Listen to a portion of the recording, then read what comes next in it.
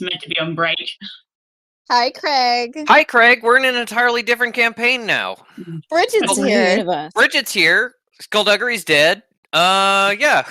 I see. That's Craig not new is the information. bot. Craig is a bot, but is not polite to point out. He's our good friend. Oh, my apologies. and machine. Yeah. Okay. All right. Ellie, take it away. Okay. Ooh. Adela, it's been weeks now since you fled your post as Royal Knight, and you find yourself almost as far from your home as you can get, in this little town called Venterville. You arrived quite late last night, barely spoke to the bartender, just paid for your room and bath, wanting to enjoy the luxury of a real bed again after days on a camp roll. And so you sleep in. An indulgence, one you almost feel guilty for after years of training. And now as you come down the stairs, pack in tow, ready for a bit of breakfast before you ask around for some work to fill your pretty, empty purse, you see the bartender talking to a woman with the strangest face you've ever seen. Mercury, when the Creator sent you here to facilitate the extermination of the zombie infestation, you were very pleased to do it. He has, after all, invested in Marjorie's proposal for this mining operation, and so it is essential to go ahead. He seems very interested in the ruins, but when you asked him why, all he would say was, if you see anything that I would find interesting, bring it to me. The return on investment for the mining operation itself seems secondary at best to whatever he hopes to find in the ruins, but Marjorie is only too happy for you to take whatever you might find. Whatever you want, you can take. God knows I owe the man. But are you sure you'll be able to take the zombies on yourself? I mean, I can't get Kit to tell me exactly what happened, but she is very shaken up. I haven't been able to get her out of bed.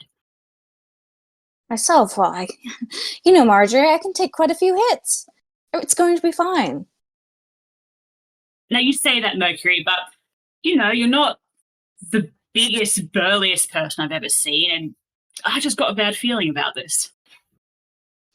Thank you for saying so. My petiteness is it is valued in society. Everything's going to be fine. Oh, if you insist, it's just risky. I mean, who knows how many there are now? I just feel better if you're with someone else. Someone like, well, and Marjorie turns and sees Adela coming down the stairs, enormous, broad, and wearing her chainmail armor, and says, well, someone like her. Adela, as you approach the bar intending to order your food, you overhear the end of this conversation before Marjorie points you out. Marjorie beckons you over.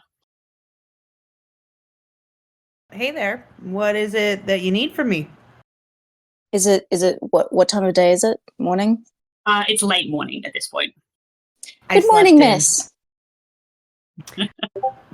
What can I do for you? Well, Mercury here is helping out with a little zombie infestation, and I mean, are you looking for some extra coin, maybe? Yep, I just finished doing one thing. I came in here, been relaxing, been looking for something to pick up. Zombies, you say? Haven't done that yet, but I'm intrigued. Well, and Marjorie leans in, is about to tell you, the details, and then, oh shit, sorry. Ignore that. Press the wrong button. And then the door opens. Both Mercury and Adela glance over and see two familiar faces, Wayne and Sable. I'm telling you, you didn't see him, Sable. They had the cutest look on their face, and they were saying to me in English, they were like, "Daddy, you gotta take care of us, Daddy. You gotta avenge our mother and raise us as your own." And I said, "No, baby boys, you belong in the wild." It's just so sad. Mm-hmm. Now, you never had kids, right? So you don't understand what it's like. It's just, they're just pleading with their eyes and their little cries, just, ow, ow, ow, and then they chew on your hand and it gets all bloody, and then the rescue lady's like, you need to stop getting them to chew on you, but I can't say no to my boys. You know these kids for 2 days. Well, I mean, I knew them for a total of 45 hours and 17 minutes, and it was the greatest 45 hours and 17 minutes of my life. They're gonna grow up so big and strong. They're gonna make me so proud. You visit? You were going to visit the cat? Well, someday I hope so, but maybe, we'll be out doing some work, hunting some creature or something or another, and then two little teenage cougar cubs will come out of the brush and they'll say, Dad, is that you? And I'll say, Sons, my sons, you returned to me. And then we'll hug. Are you guys going to take a table, or are you going to walk up to the bar? I think probably the standard operation is like Sable finds the table, Wayne goes to the bar and orders, but like they are not looking around, just like talking to themselves. This could be any tavern, any bar. They're not like noticing anybody yet. Yeah. So as Wayne goes up to the bar, he catches Marjorie's attention. She says, "Oh, sorry, I'll be right with you. I'm just briefing a job to my friends here." Turns back around and says to Adela, "Now, it's a bit of a long story, but basically I'm trying to get a mining operation going to revitalize the town. The royal taxes that hit us really hard last year. But the place we want to dig in is kind of infiltrated by zombies. And I just really need someone to clear it out so we can start mining." Wayne, this matches exactly the job that you've seen advertised in the next town back. For the mining job with the zombies. Oh, Sable and I would be, and then he just like turns around and goes, Adela! Merc! Oh my god! Where have you been? Oh, it's so good to see you! Runs over, tries to give both of them a big hug. Wide step back. Yeah, obviously short, so like maybe gets like waist, if that, but yeah. He gets verb. That's what he gets. Mercury dodges, clamps onto Adela. Probably can't even feel it through the armor that much. Sable walks. Mr. Luane! What a pleasure it is to see you again. Mark, it's good to see you too. You know, I came round to talk to Crater after our little adventure with the goblins. Adela, you would have loved this. There were some goblins and there was a lot of violence. Anyway, nobody answered the door, and yeah, just kind of moseyed on around. I got some kids in tow. I had some babies with me, so I couldn't stick around in town for too long. I hope you didn't think that was rude. Oh, certainly not. I knew that whatever you were off doing, that you would have a very good reason to be doing it, and I understand that I don't come as priority. We did just meet, after all. Well, I mean, I made a promise to spend time with you and meet Crater, and talk. I wanted to, of course, talk about how great you were in that little skirmish that we had. Did a lot of good work, and I think that it would have been nice to see you. But we get to see now. The world's a funny old place, So you all know each other. Sable has walked behind the women and sniffed both of them to try and... Wayne has so many friends, and he reacts to this with every single one. They all look the same. Yeah, they all look the same. They're all human. You can't tell the difference between humans. So Sable gives both of them a big sniff. I think... should I roll for positively identifying Adela?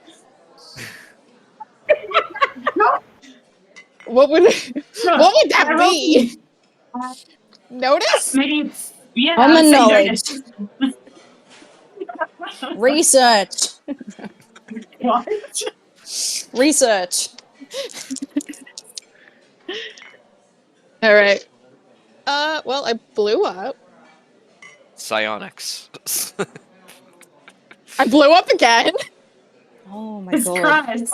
I know You really know me.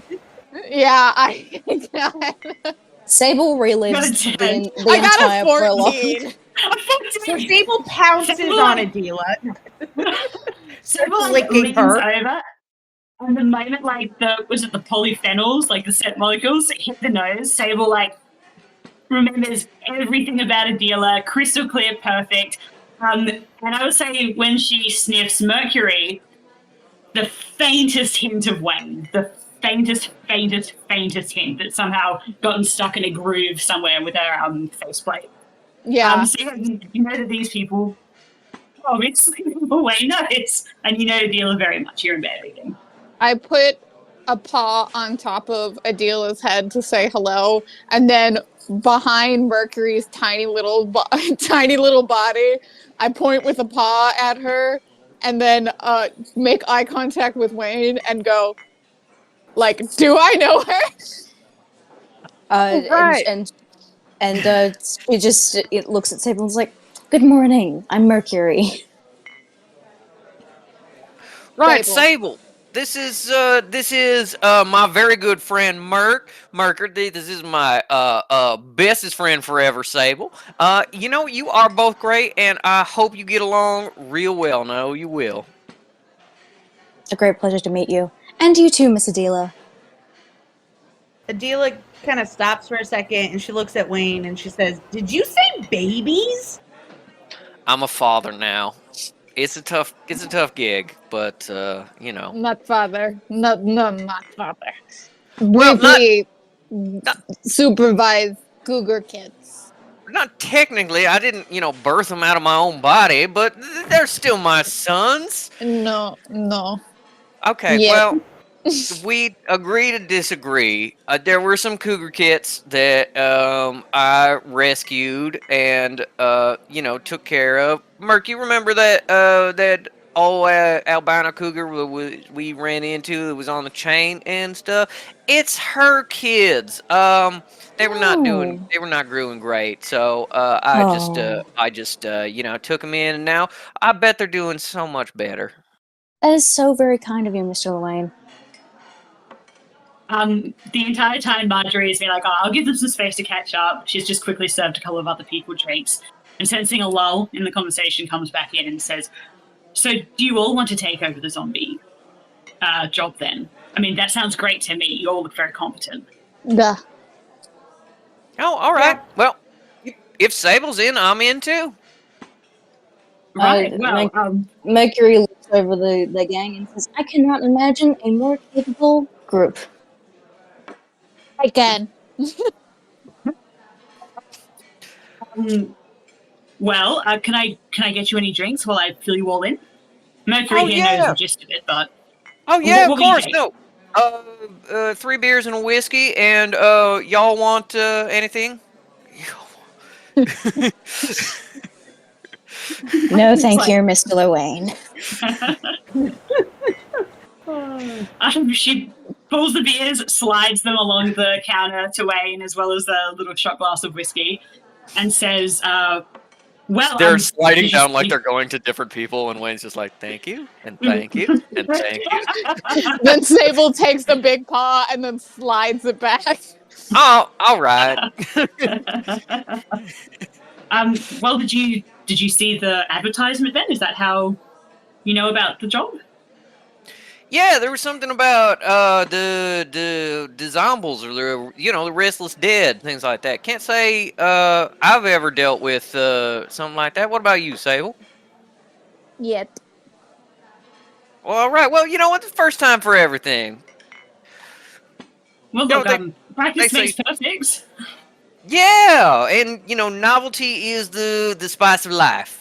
So sure, I think we'll fist fight a zombie thing, whatever that is. So yeah. Marjorie, isn't this fortuitous? This is exactly what you were suggesting to me just now. I think this will work very well. So do I, Mercury. Well, Mercury here already knows a little bit, but I guess I'll fill you guys in. So basically, I'm trying to get this mining operation going to revitalize the town, bring a bit of money in. Except when I sent the land inspectors out to have a look, there's this particular spot we want to get, old ruins, don't really know what they're from, but they reckon it's sitting on a pretty rich vein of gold. So, we want to go in, but the moment they step inside, there are zombies, apparently, which is crazy. I've been here since I was a kid. Never seen any zombies around here. And I thought, maybe, they're city folk. Maybe they're just kind of, freaking out. Maybe it was like a really ugly animal or something. But then my adopted daughter, Kit, was out wandering the woods, having fun. That's what kids do. And one of them got her. Almost got her. Wasn't bit, luckily. Thank God. But, yeah, I can't get a word out of her since, and we need to take care of this. Otherwise, don't tell anyone, but we're not getting a lot of money into the town these days, and I'm kind of worried it's on its last legs. I'm so sorry to hear that. Okay, zombies, bite in danger. Good to know. Good to know. Well, you know what? This is the perfect crew because Merc, she is so smart, and Adela and Sable, they are so tough. They can handle whatever you need them to handle. And me, I'm not familiar with the zombies as such, but it sounds like what you got is a classic infestation. And just like with rats, possums, coons, you find out where they're coming from. You find out the holes in the wall. You gotta trap them. You gotta block in the holes. And that's what I do. Fantastic. You'd exterminate. Exactly. That's exactly what I need. Well, I can't give you too much information about what they are. The inspectors were they'd gone off the deep end a little bit when they got back, and Kit's just gone mute. I'm worried about her. Can't even tell you too much about the ruins. I think they're just a couple of caves. They're way off my land, so I've never been on them. Close to Mikkel's land, actually, but I don't know where he is at the moment. You could try talking to him. But otherwise, I can grab a map for you. She, reaches under the counter, pulls out, a big sheet of paper, and starts, drawing out a little map of how to get there. And as she's doing it, she says, I'm just so grateful there are folks like you who still give a shit about tiny places like us. It's really important. Well, Adela don't tell you. Nods, and she says, you said something about the royal taxes going up recently? Yeah. Well, a representative of the king came around and told us that we needed to double up payments. And we're a small town. You saw it when you came in. There's only a few of us. Barely got hardly what I would call an economy.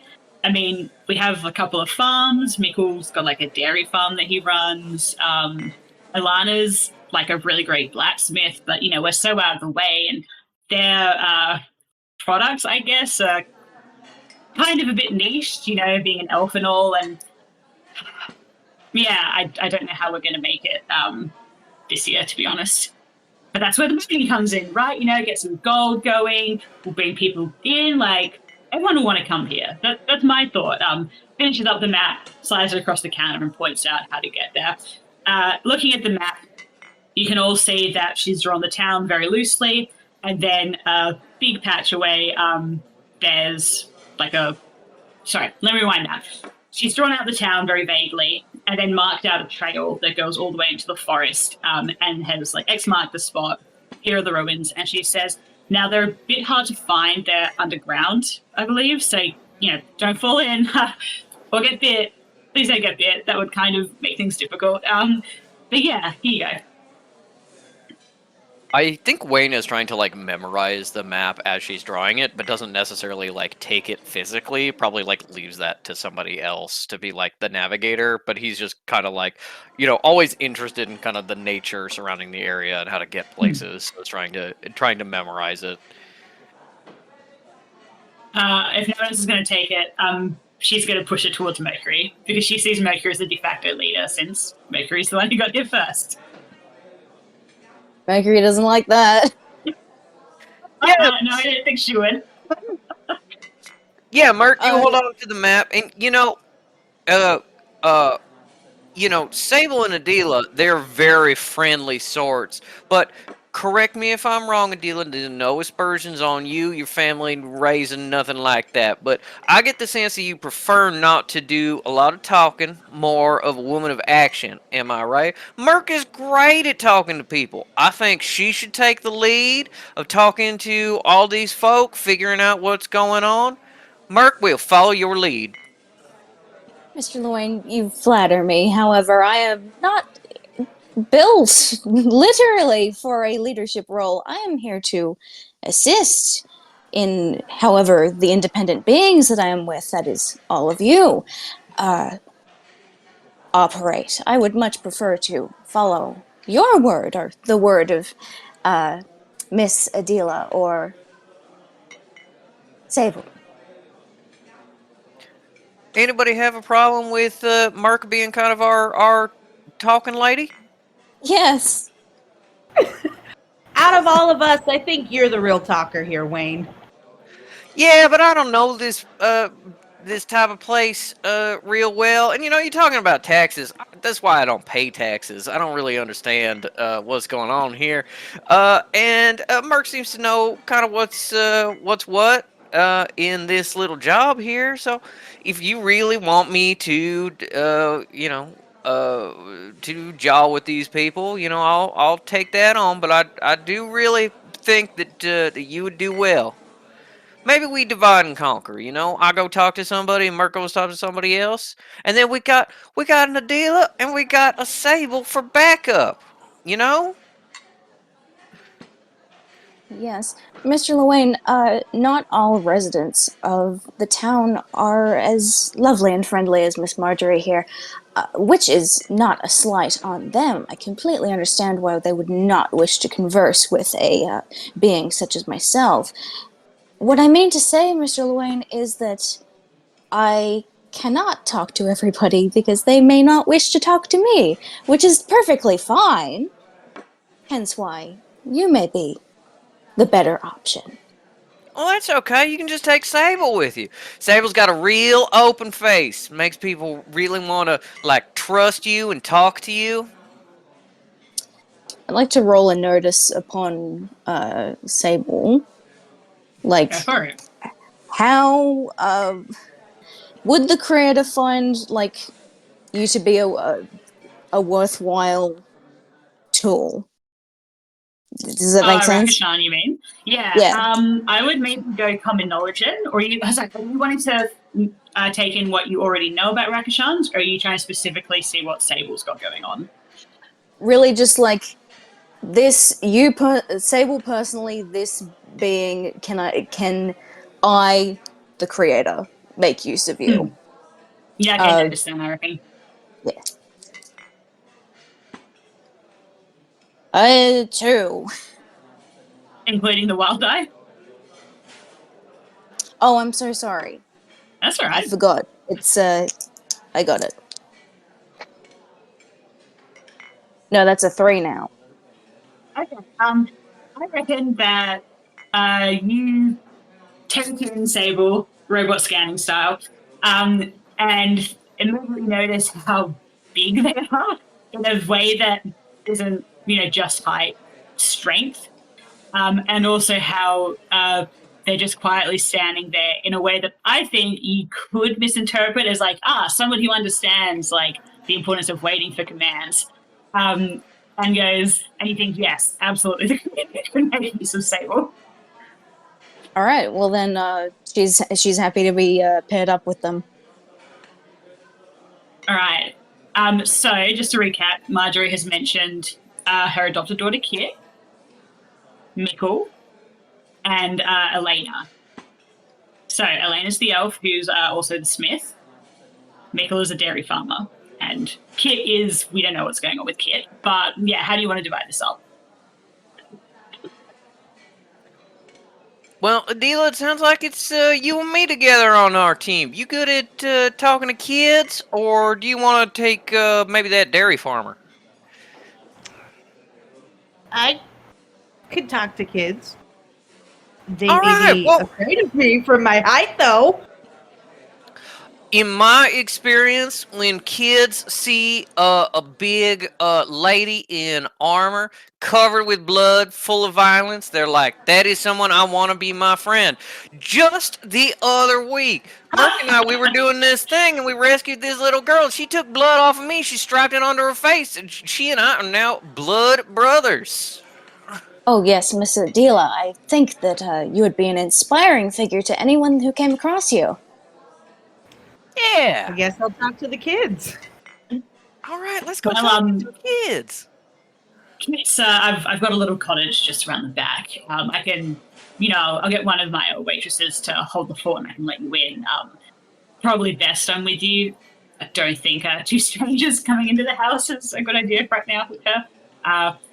But yeah, let me just, and she ducks off, speaks to a waitress who looks like, those waitresses who have worked at the same place for 20 years and are effectively the second boss? Yeah. Mm-hmm. Goes and talks to her, comes back and says, well, we can go right now. I do need to be back, maybe 20, 25 minutes max. They're just about to go on lunch. That's fine. Let me just and let's go. I think you've all Sable knows Sable has seen this enough times to catch it, but I think Wayne has just been gesturing with his beer while talking so much, and you just all kind of notice that both glasses of beer is gone and he just shot the whiskey, and you don't necessarily saw when he actually drank it, but it's down. Yeah. It disappeared when you weren't looking. All right. So Adela and Wayne are heading out. Yeah. Yeah. Yep. And then with Mercury and Sable, you guys are going to Mickle first. Is that right? Guess so. Good luck, Merc. Luck, Sable. Thank you, Mr. Luane. So I Hurry, think claw salute. we'll deal with Kit first. So Marjorie leads you through the back door of the tavern out into the village. Pretty nice and quiet out here. Give me a second and I will change the ambient noise. And thinking about what she said earlier about how quiet this place is, I think you do notice it now. It's quiet. Not really any travelers coming through. She leads you just a little ways into the cover of the forest, and there's a little cottage there. Knocks on the door and says, "Here, it's just me," and looks behind her, and then down as well at Wayne, and says, "I brought some friends. I think you'll really like them." And opens the door and steps in. Roll notice for me for what we pick up about her internal house. Okay. Is that both of us? Yeah, sure. I got a 4. Wait, Nice. it's the highest of the 2 for this one, right? Yeah. Yep, 4. That is a 10. Wow. All right. Why don't we put on his detective hat? All right. So as you step inside and Marjorie closes the door behind her, Adela, you notice that this is not the house of someone who is running a successful business. This is the house of someone who inherited this house, is trying to keep it up, not to date, what's the word? Up to scratch, up to par. But, one of the windows is cracked. The curtains look a bit threadbare. But it's also full of love, little knickknacks, things that you recognize as a kid's drawings, sitting on the nearby table. Someone who really cares about this place, even if she doesn't necessarily have the money to keep it to the standard she would like. Wayne, you notice all of this, and you also notice on the table there's a couple of papers that you can't read, but have the royal seal, or at least what you think looks like a royal seal. And she sees you looking at them and kind of covers them with the drawings and says, Kit's just right through here. And leads you down. It's not even a hallway, it's more like a little crossroad of doors. Mm-hmm. And opens one.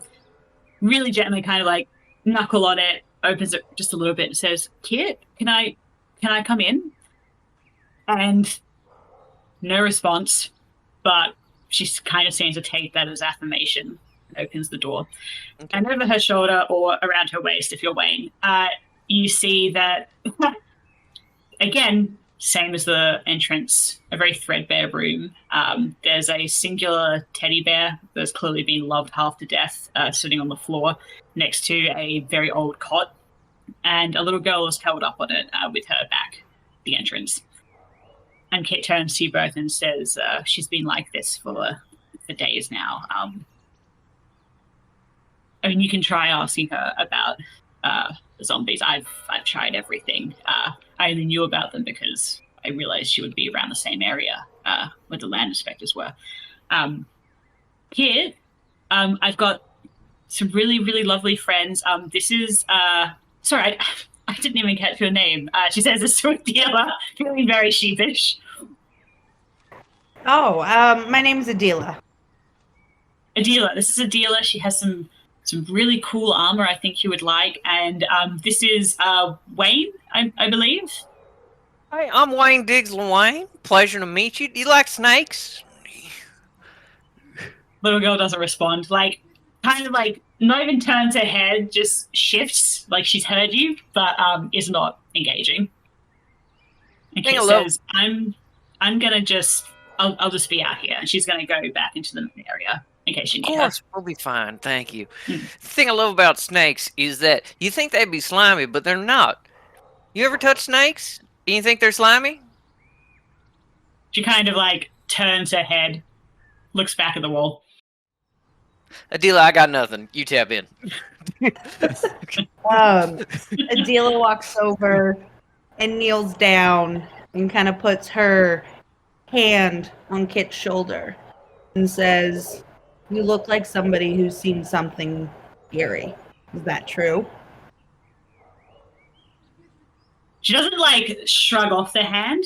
I think partly because Adela's hand is enormous, but you can feel her tense. And she just kind of nods, still looking at the wall. We're not here to hurt you. We just want to know what happened because we want to make sure that you never have to face what you saw again.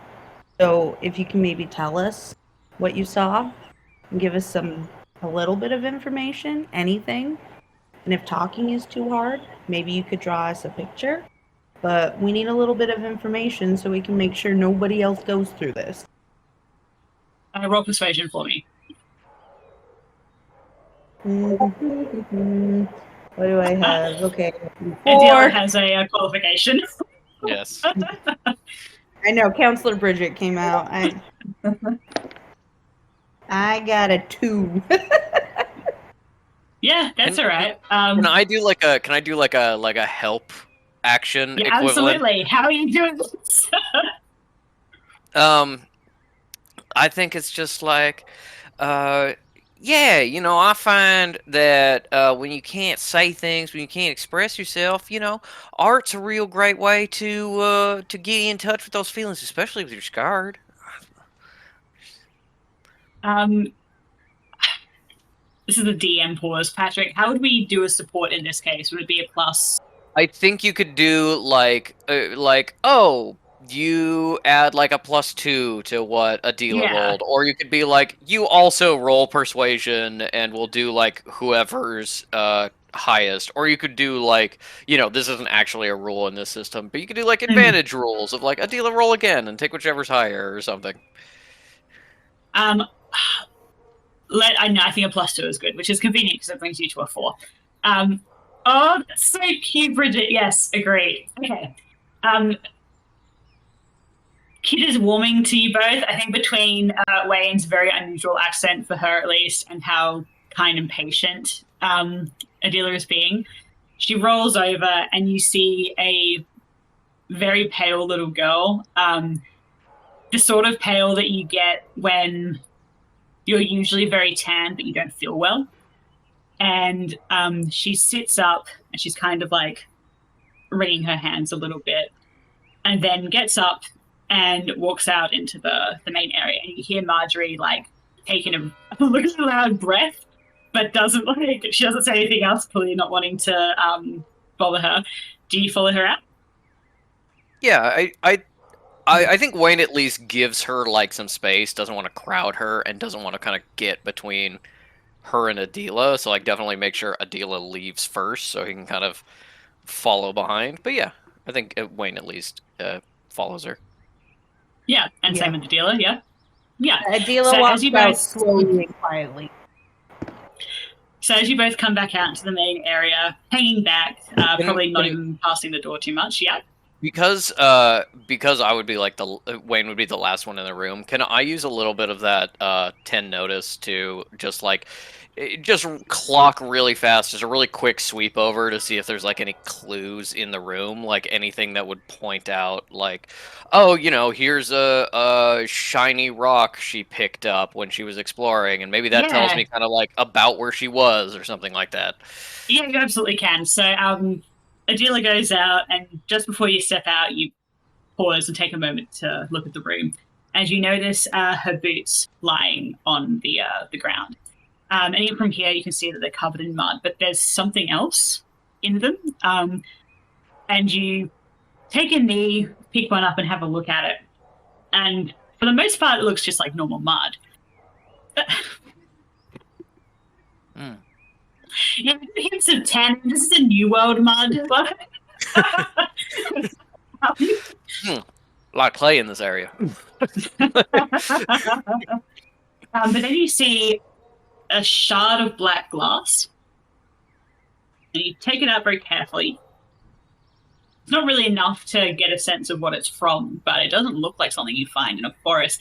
And it also doesn't look like glasswork you would find in a place like this. I think Wayne has traveled enough to know that this is like not necessarily a luxury, part of a luxury thing, but it's definitely not the norm for how glass is made. And you also see, as you hold the boot up and it catches the light, that there are little sparkles in it. Can't tell what from, maybe like a particular quartz. Very grainy. But that's all you get. Can I, you said I wasn't sure if this was natural or not. Can I do like a survival check to see like if Oh, I I kind of can. know, kind of what's in the general area that this would link to, or if it's Yeah. natural or artificial? Absolutely. Okay, that is a 7. Yeah, okay. Immediately this is not natural. You've seen obsidian before, not obsidian, volcanic glass, whatever it's called, Obsidian. before. Yeah. Oh, I am perfect and right. Yeah, you've seen obsidian before, and you know it doesn't look like this. This is clearly refined. But they are ruins. Ruins are full of things that are unusual. Maybe she just stepped in something that was already on the ground. Who knows? Okay. I think I'll 100% true. I think I'll pocket the black glass and just keep in mind the sparkly bits on the shoe. I'll probably also be like, I don't know, they made boots this small. All right, and put them back where I found them, and then follow out Adila. Yeah. So, Adila, you've been watching this as Kit goes past Marjorie, doesn't seem to be thinking or paying attention to her, but Marjorie is watching her, like, very intently. And Kit kneels to the floor, picks up a charcoal stick that you hadn't seen before, and then goes over to the other side of the room, picks up some drawings that have already been scribbled on, turns it over to a blank side, and kneels on the floor and starts drawing. From this distance, you can't make out what it is, though. She's kind of hunched around it protectively. Okay. I Um, think Wayne probably leaves Adila to be like, you're doing really well with this girl. I think you are the one taking lead on this and doing and being encouraging. I think Wayne is going to try to comfort Marjorie a little bit, but also scoop up the other drawings and hopefully shuffle in like the official papers and pick them up and kind of like flip through them, of being like stealing the official papers so that somebody who can read can can look at them, but also like very obviously be going like, "Oh, this is nice." I don't think that's a monster. I think that's something else. Okay. Oh, All right. yep. Well, since Wayne is basically attempting to steal these, I'm going to get you to roll thievery. Yep. D4. And I'm going to have Marjorie roll notice, which I don't think she's going to do too well, but we'll see. I'm going to give her a -3 penalty because she is entranced by you coaxing out her daughter. Oh my god. That might be a problem. The one problem with sharp edge dice is when you try and shove a bunch of them down a dice tower, especially a D4, which is so sharp, it gets stuck a lot. So Marjorie got a 9 for her notice. All right. That is a 7. On the thievery. Okay. Marjorie sees you gathering up these papers. She's been a bartender for a long time, but even if she's not suspicious, you know, she's used to keeping an eye out, seeing what people are doing, and notices you shuffling in the the paper with the royal seal, and says, "Oh, sorry, do you mind if I just grab that?" And she takes it, and then says to you in an underbreath, "It sounds really silly, but this is kind of the only proof I have that we really need to do this. The villagers, you know, they really trust me, and I need to make sure that I can say to them, look, like I'm not just, you know, making fools of us all." And it's not that she's trying to hide it at all. That's clear to you without roll. It's like it's important to her that she has this ready to present to people as a, no, see, we do need to do this. And she says, can't believe they're trying to get this much money out of us. I mean, you know, we're out in the middle of nowhere. We don't get any benefits from the fucking royal family. They don't send us anything. They don't care about us. And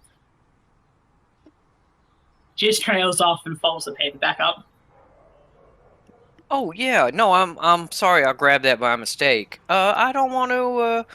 You know, I don't mean to butt into your business, but I hope things turn out well. And I think if the villagers are putting their trust in you, you know, that speaks real highly of your character, and I think it means that you're gonna be a good leader through this. Marjorie just nods. She's very moved. She's feeling she's feeling some kind of way as of late. And can I do like a notice roll with a really high DC and try to like memorize the shapes of specific words and letters on the papers? I want to be like, there was a D and then maybe an I. Wayne only knows the letters for Wayne and is like, there was definitely a W. All right. I want to be able to like draw out kind of what this paperwork looked like and be like, does this mean anything to you? And people are like, no. You need to actually write the words. Damn. Go for it. All right, notice roll? Yep. Okay. Oh, I aced on the wild die. You're gonna have I to aced again. I aced again. That's 12. That is a 14. All right, we're actually a little bit short of the number. Read in the moment. Incredible. All right. Wayne, would you pass the paper back to Marjorie? Do the quickest attempt at memorizing something ever known to man. And I'm able to read. That's not very much, but your eyes do alight upon a number, and the number is enormous, and is very clearly, you don't know too much about, you know, taxes and everything. What a rort. But you know that this is a high number, and it has like the dollar sign equivalent next to it. So you know it's about the taxes they need to pay. It's substantial. I'm not giving you an exact number because I don't want to think about an economy. No, obviously. Every time I set an exact value to something in our own game, I kick myself later, and I have to because you actually purchase stuff. Yeah. Can I also, with a 14, try and like very vaguely memorize what the signature looks like? Um, I would say yes because it's not a signature. It's a the ring. You know, when they like. Oh, it's a signet ring. It's a Royal seal. seal. Yeah, it's Okay. a signet ring. Yeah. And it is very clearly like the same seal that's been like inked into the letterhead. It matches the letterhead. Okay. I would like to I hope with a 14 is enough to like even very shittily be able to like reproduce that to show to somebody, be like, what does this mean? Who is this? Absolutely, you can. We should okay, make Wayne in charge of all paperwork from now on. Everybody else should handle like advancing the plot and things like that, and Wayne should just be trying to brute force figure out how to read. Wayne sits at the desk and takes out like the old timey like pick of paper that accountants used to use. He's got the visor. He's ready to go. All right, Adela. While you can hear Wayne murmuring to Marjorie behind you, but you're not paying too much attention because you're too busy trying to figure out just what Kit is drawing. It doesn't help that it's upside down, and Kit is, pretty young, like 7 to 8. Not really old enough yet to have developed proper hand-eye coordination, like for fine skills. And she's hunching over it, and she looks up at you just once, and then looks back to it. And then, kind of as she scribbles, decides this is enough and gives it to you. And I'm gonna have you roll a flat smarts roll with your wild die to try and figure out just what the fuck this is. Also, Adela's crouching down to get down at her level, so that way, poor Kit doesn't kill her neck. I got a 3. Yeah, Because okay. apparently I'm very smart. Okay, you think it looks maybe it's an animal? It's kind of very much along the lines of like it's an impressionist interpretation of whatever she saw, not one trying to be realistic. But it has teeth. You know that for sure. Can Wayne like look over a shoulder and see if it's on 4 legs or 2, or if that's like something Absolutely, you you can determine? can.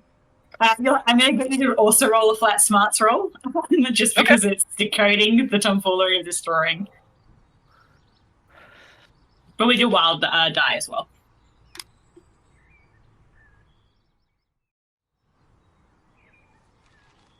Also a 3. Yeah, okay.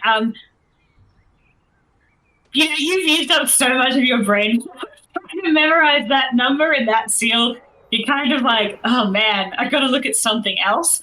And you sit down, and I will say, because of your background with nature and animals, you're pretty confident that it has 4 legs, but you're not sure about whether it's standing on them or not. I think with a confidence that is entirely unearned, especially because he tried to brute force read something and it didn't work, which is very disappointing to him. He goes, "Oh, I see. That's a wolf." Looks up at you like it's her head, but also doesn't like. She looks like she's trying to say something and then swallows it back down, and then she gets up and goes back into her room, and you hear the door close.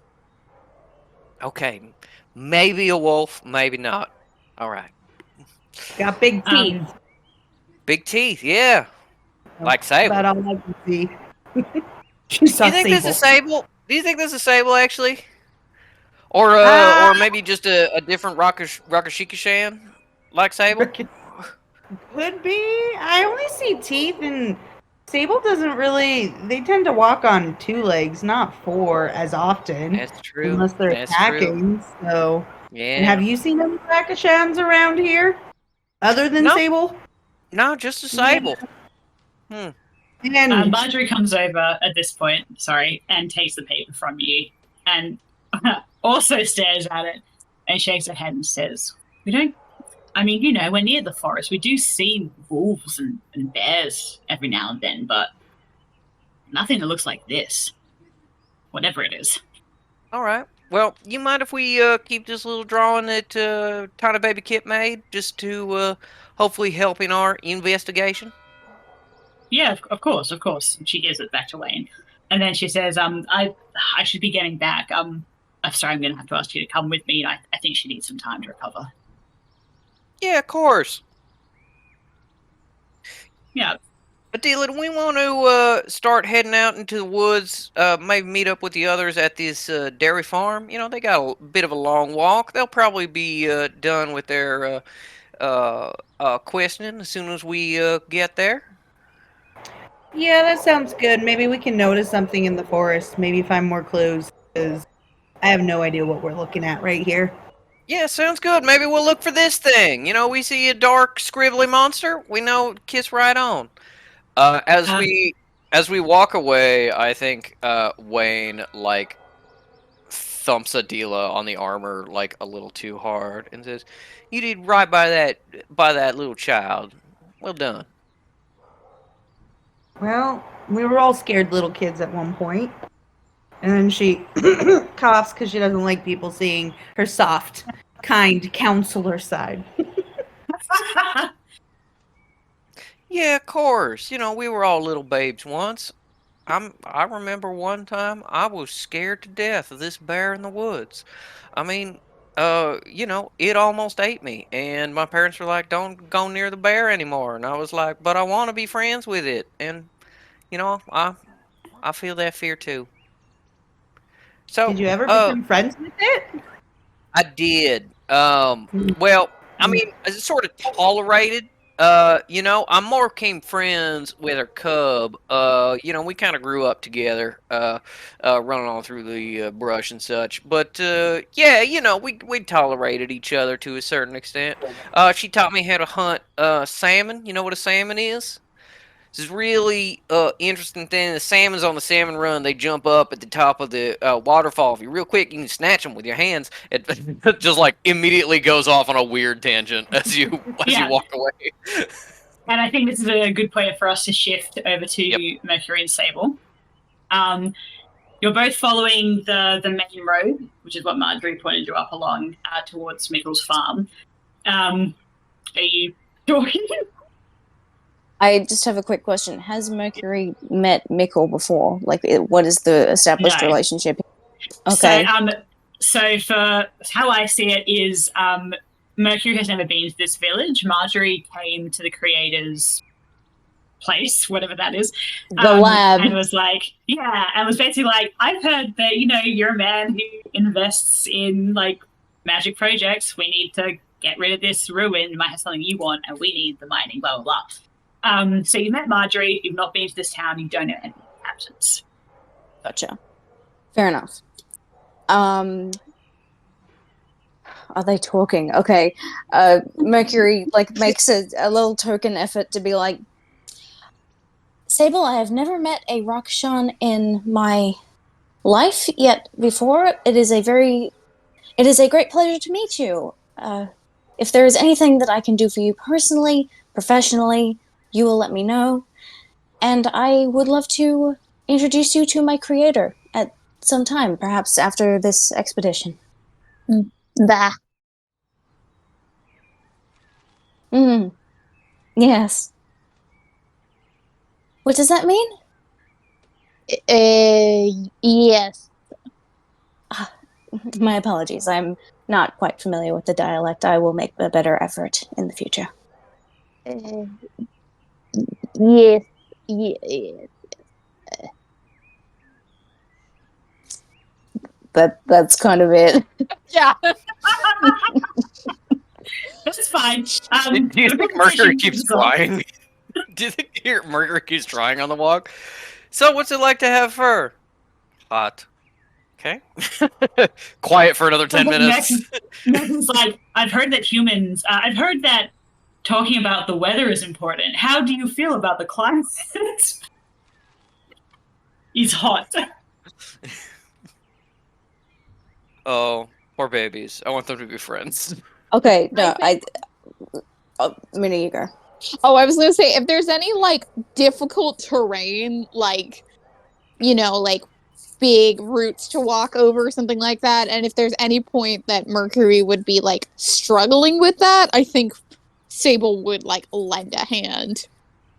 Probably because her dress, like it goes down to the ground. She's like picking it up and hiking up the skirts, and also just like the robes are very flowy in general. Like if it's a path that she's familiar with, then it's just easy to dodge out of. But like she is not with this one. And she at one point says to Sable, "I don't mean to offend you, but." What is it that you would prefer to be called? Because Sable. Just Sable. I am generally instructed to refer to people with honorifics that would be befitting of their station. And it would be wrong of me not to respect. Do not I honor or ornery on or what? I don't know that word.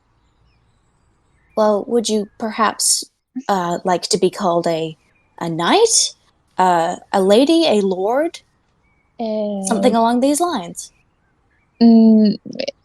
No. Very well. I respect that very much. Sable, it is great. It is very great to make your acquaintance. Do you need to be carried? Oh, no, thank you. I perhaps You can seem step you over are struggle. Yes, I'm not quite specialized for difficult terrain. Perhaps, may I take your paw for a moment? Thank you. Steps over like a very small creek. I can go. You like. Oh, thank you for noticing. I am made of very light materials. But no, thank you. Not at this time. Made. Yes, made. By my creator? Gives her a big sniff.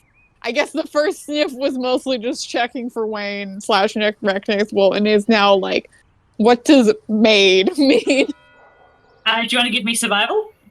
Sure. What would that be? God, having to memorize new stats, not fun. Yeah. That's a D4 for you. Thanks. Where did you... What? You know, you have to like sniff something and they do that back when they don't like the smell. The flamin' response? Where's my D4? A good question, hun. You had it there.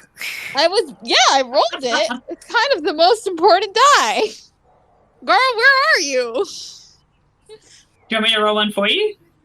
No, I have an extra, but I'm just very confused. Oh wait, here it is. My dice are kind of see-through, so they're very hard to see on the carpet. Okay. That's only a 1. Mercury's a human being. No. Just no. Okay. Including the wild die? Oh right, you're so right. Yeah. Okay, that's a 4. Nice. I think that Sable takes a big sniff, like Mercury's like stray hairs go up as Sable takes a big sniff. Ig, I'll need you to jump in terms of specifics, but I'm imagining that Sable smells the material that Mercury is made of. Yeah, like a lot of like clay and wood and like some metallic in there, like no blood, not blood, not flesh.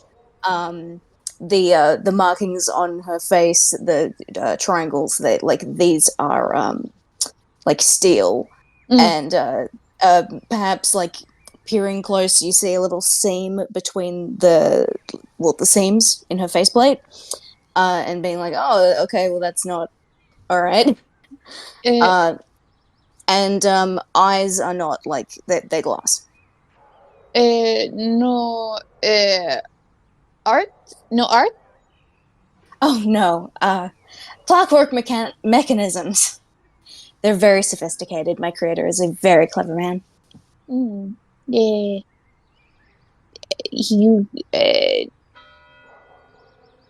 do because he say? Oh, yes, as my creator wills it, it shall be so. Those are words that I live by. I love him very much. Yeah. Yes. Yes. Sable is now like, that's a fucking weirdo. Wouldn't be me, but all right. You know what? Since like the creator is like her favorite subject, it's now it's sort of opened the door for like, and you can certainly meet him, and I'm sure he would love to, and I'm sure that we could find some work for you to do and help assist him with. Perhaps he could assist you, kit you out with some new armors that you could be using. I noticed no weapon on you, but I'm sure your claws are very fierce. And it puts hand out. What's the word? The claws Flexes? come out. Yeah. Yeah, it's the word Flexes for the. extends the claws. Yeah, extend the claws. There you go. Yeah. Oh, most impressive. Very wonderful. No armor. Maybe did you want to have Sable roll common knowledge to see if Sable knows anything about homunculi or like even just constructs in general? Doesn't give a shit. Was like, Okay. you smell weird. That Yeah. way? Okay. Okay. Your hair is made of vegan leather. Yeah, Yeah. which is weird to me. Moving on. Yeah.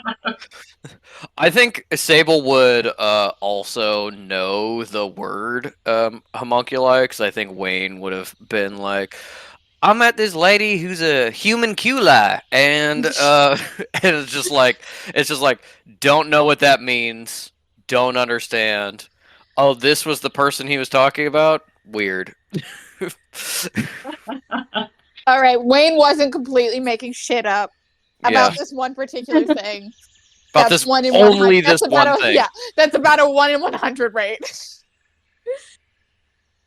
All right, so I would say around this point, the trail starts turning. You've been walking alongside the forest for quite a while, and it turns off away from the forest into a fenced field, which I think Mercury might notice is unusual because nowhere else in the village was fenced. Do you go through the fence? There's a little gate that you can walk through if you'd like. And this is where the farm is.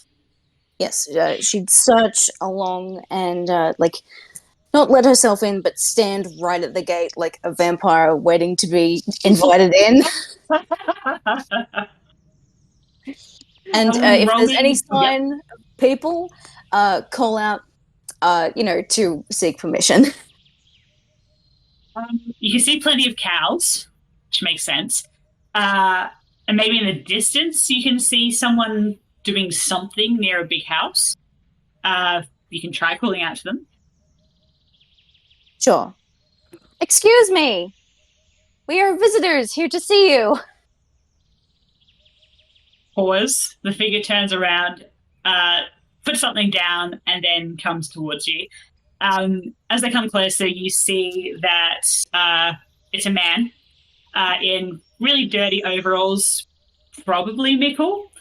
And as he gets a little bit closer again, you can see a little bit more detail. Really broad guy, bit of a belly, but like the kind of belly you get when you get old. You're still doing hard labor.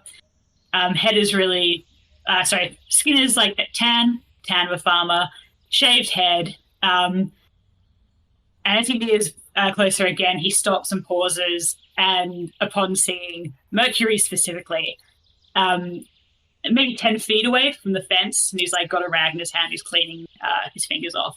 And he says, "Who are you?" I'm Mercury. I represent my creator. This is like, I don't think this is probably like an instance of the name. My creator back from Venterville. And this here is Sable, who I have met just today, but I'm very pleased to have met. They are very capable. You should see their Don't see many claws. Rakishan around these parts. No. Well, I can't imagine anything wrong with that. Nothing wrong with it, just don't see them very often. It's How can I just help here. you both? Yeah, you're telling me. What do you want? You mentioned your creator. It means nothing to me. What do you want? Mercury gives the rundown, recounts Marjorie's experience, and what do you know about the fucking? Mercury doesn't know the word father. What do you know about fucking? My creator has given me very strange ideas. This is my first chance to figure this out. And I've got this cat Do you here. jump on the bed? Yes. Is jumping on the bed supposed to happen? Because Wayne made it seem like no. Um, I'm so sorry. Can you roll notice me? For What? me or Ink? Ink. I mean, I'm Okay. guessing Sable isn't giving too much of a shit about what's going on, judging from how Sable generally interacts in social situations. 4, but this is on the wild die, so it doesn't get upcasted. That's fine. No, wild die. You can. The wild dice is a 6. Is a d6, is what they're saying. Yeah, but it's not Oh, the got highest it. number. Okay. As you basically say back to him what Marjorie told you, he has his mouth thins just a little bit as you talk about Kit. And he says, I know about as much as they do. Right mess. Poor kid. Yes, it is unfortunate when children suffer. It is very unfortunate when children suffer, and she's still smiling, which is so. It's really weird. It's very Yeah. weird. At this point, he's like not side-eyeing Mercury, but it's like directly. But at this point, he squints and he goes, "What's all this? You one of those elves from down south or something? I've heard they, I don't know, go in for tattoos every now and then. Is that what this is?" Oh, no. However, I understand why you may be confused. It is not a very common thing to say. I am a constructed being by my creator. Unfortunately, not as perfect as, the second in a series. You're a homunculus, right? Yes. Hmm. Don't suppose you have any connection to the royal family? Oh, no. Perhaps my sister may have interacted at some point. However, I am not in regular contact with her, and so I cannot say what her recent adventures may have been. Sticks his little rag in his back pocket and leans against the fence. He's just really taking Mercury in. For a second, he looks like he's about to say something, then leans back and says, "Well, as long as you're not here to cause trouble." So, Certainly not. I would not dream of such a thing. Don't think she knows how. Yeah, well, I'll believe that when I see it. Unless you guys want some milk, there's nothing else I can help you with. Cat perk up, looks at Sable like, would you? You know? Sable is trying not to be like, we must be efficient. This guy's a dud. Go on to the next one. But said Milk and was just like big sniffers. Yeah, right. I should have known. Yurakashan loved milk. Hey, Jim! He pulls up the field. You see a figure pop out from behind one of the cows, and he yells out, "Bottle of milk, bring it over here, thanks." Turns back to you and says, "I'm sorry, I've got stuff to do, take care of the farm." Jim comes up. Of course. Jim is a tall, skinny guy, big beard, he's going bald. His overalls are even more worn than Mickle's, if that's possible. He's got a little, little like half a quart of fresh milk, barely anything. But they didn't exactly have a lot of bottles on hand ready to go. Comes to a stop and says, "Whoa, what am I looking at here? Are you a cat?" And Mikkel just like grabs the milk from it and says, "Go back to work, Jim. Don't worry about it." Passes the milk to Sable and then says, "Right, well, that's it. You've got to head off." Turns away. Sable would get out of their little kitty coin first. I never thought about the possibility, but it's very funny to me. Their little kitty coin first. Sorry. Takes out their coin purse and would probably get like what is the equivalent of like the smallest change to be like, I know how much milk costs. I got a milk addiction. Yeah, he takes it gratefully. I don't know. Doesn't do you the disservice of biting it, just like puts it right in his pocket. And says, "Right, well, I better why are you asking about the zombies? What's going on here?" We work on it. We go in line. Yeah, Yes, but we intend to clear them you're out. going in. You're going in. Yeah. All right. Yeah. Well, good luck with that. Stay safe, I guess. And then turns and walks off before you can say anything else to him. That seemed pretty pointless. I didn't. And I think at this point, this is when the others would start appearing, like at the end of the trail in view.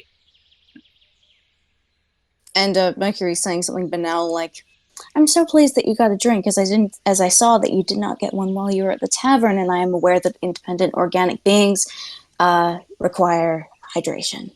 Although that is not water." I take Wayne's other otherwise too much and he gets sillier. Ah, yes. Mr. Llewellyn is quite silly. However, I do not mean that as a negative. It's okay if you do. I don't. Do you say negative? No, never. I would not. It is not my place to say anything negative about any independent being, or indeed anything. There is a bright side to everything, a silver lining to every cloud. Don't you understand? Don't you agree? No, you should try. Try being negative. It's fun. Perhaps you could teach Right me. now. Shit sucks. Perhaps you could teach me sometime. I would say at this point, this is when Wayne and the dealer rejoin. And I said, "Poker? I barely know her." Oh, look at the others. Hello, Mr. Llewellyn. Miss Adela. Hey, Merc. Hey, Sable, how's it going? Yuke. Oh, you got some milk. Oh, it's excellent. Unfortunately, I don't believe that apart from the milk that we can get anything else from this farm. But the people here are lovely. Just no information to offer, unfortunately. What have you learned? I thought this Mickle fella knew where the mine was and how to get in. That's a damn shame. Oh, sorry. Pause. I will say that when his abstract that during recounting the whole thing, Mercury asked, and he would have told you. Okay. Yeah, I'm sorry. Let's not get I forgot what it was that I was supposed to be asking specifically. I Because also I'm- was just realizing our characters are so useless at getting intel, and they just be like, "All right, thanks for the milk, bye." Yeah. No, that's what I was fully expecting. Yeah. Well, look, we got some. We know the place. Well, we got this drawing, a kit. We can't really tell what it is. Lovely. Maybe you would be able to recognize it. You or Sable? Yeah, you should have seen Adela. She was great with this kid. You know what this looks like? What does it look like, Mr. Llewellyn? I have no idea. I was thinking wolf, but the kid said no, definitely not wolf. I actually think it looks a little bit like Sable. What do you think, Sable? Oh, you see the No resemblance? offense. How offensive of this, Ellie. Considering that it's clear to actually, you know what, Sable, have me roll a notice for me, or a flat Alright. flat smart with a wild die, and let me know what you get. Did you lose your D4 again? No, I have my D4. I'm looking for my sheet. Unless you remember what my smart is. Which I'm Your assuming is smart D4. is 'Cause I'm yeah, it's a stupid. D4. Yeah. Why is your sheet not just like out? It was. I've been losing things. I've been drawing, and so therefore things keep moving around in my lap. Hun, we can just like tape it to the wall. We can have it like on a hat out in front of you, so wherever you turn, just look I up was and sitting out. on it. That's not where it belongs. It was only a 2. Okay. You gaze upon this and you think, this is fearsome beast. Never seen Alright. anything so powerful, so majestic. I And give Sable's I just give like, I give Wade like a little like bro tap on the chest, like, yeah, you recognize that beast. Ow. Things a bit. Like say we the, said. So, sorry, go ahead, Ike. No, you. I was just gonna say, like we said, only Sable can touch Wayne's titties. Yes. Warm up over the specific place that they tend to like smack him on the chest. Probably. There's probably just, it's like right on sternum, and there's just like kind of permanently Yeah. a bruise there. Like half of Wayne's shirts have like little claw marks right in the perfect like paw shape. Mm-hmm. Yeah. And Wayne doesn't know why. He's just like, my shirts get so damaged. Comes with the job. Yeah. I just gotta be pushing through all that brush. What about Mercury? Yeah, what was Mercury Mercury gonna say? Mercury asks Adela, the child drew this? Yes, it was Kit. Well, first of all, she has wonderful talents. And what comes to my mind is that young, independent beings, have quite the imagination. Perhaps this is something that she has simply come up with. I don't imagine that a zombie would resemble this. Well, she seemed pretty sure. I think this is the thing that she saw and then gave her a fright. I mean, maybe it's not a zombie. Maybe it's something else she saw. Maybe it's like a zombie wolf or a zombie sable. How interesting that would be. I don't think this was coming from her imagination. Could talk. She didn't even look at us. She was really shaken up. She was really scared. I think this is something she encountered. That is such a shame. Wide smile.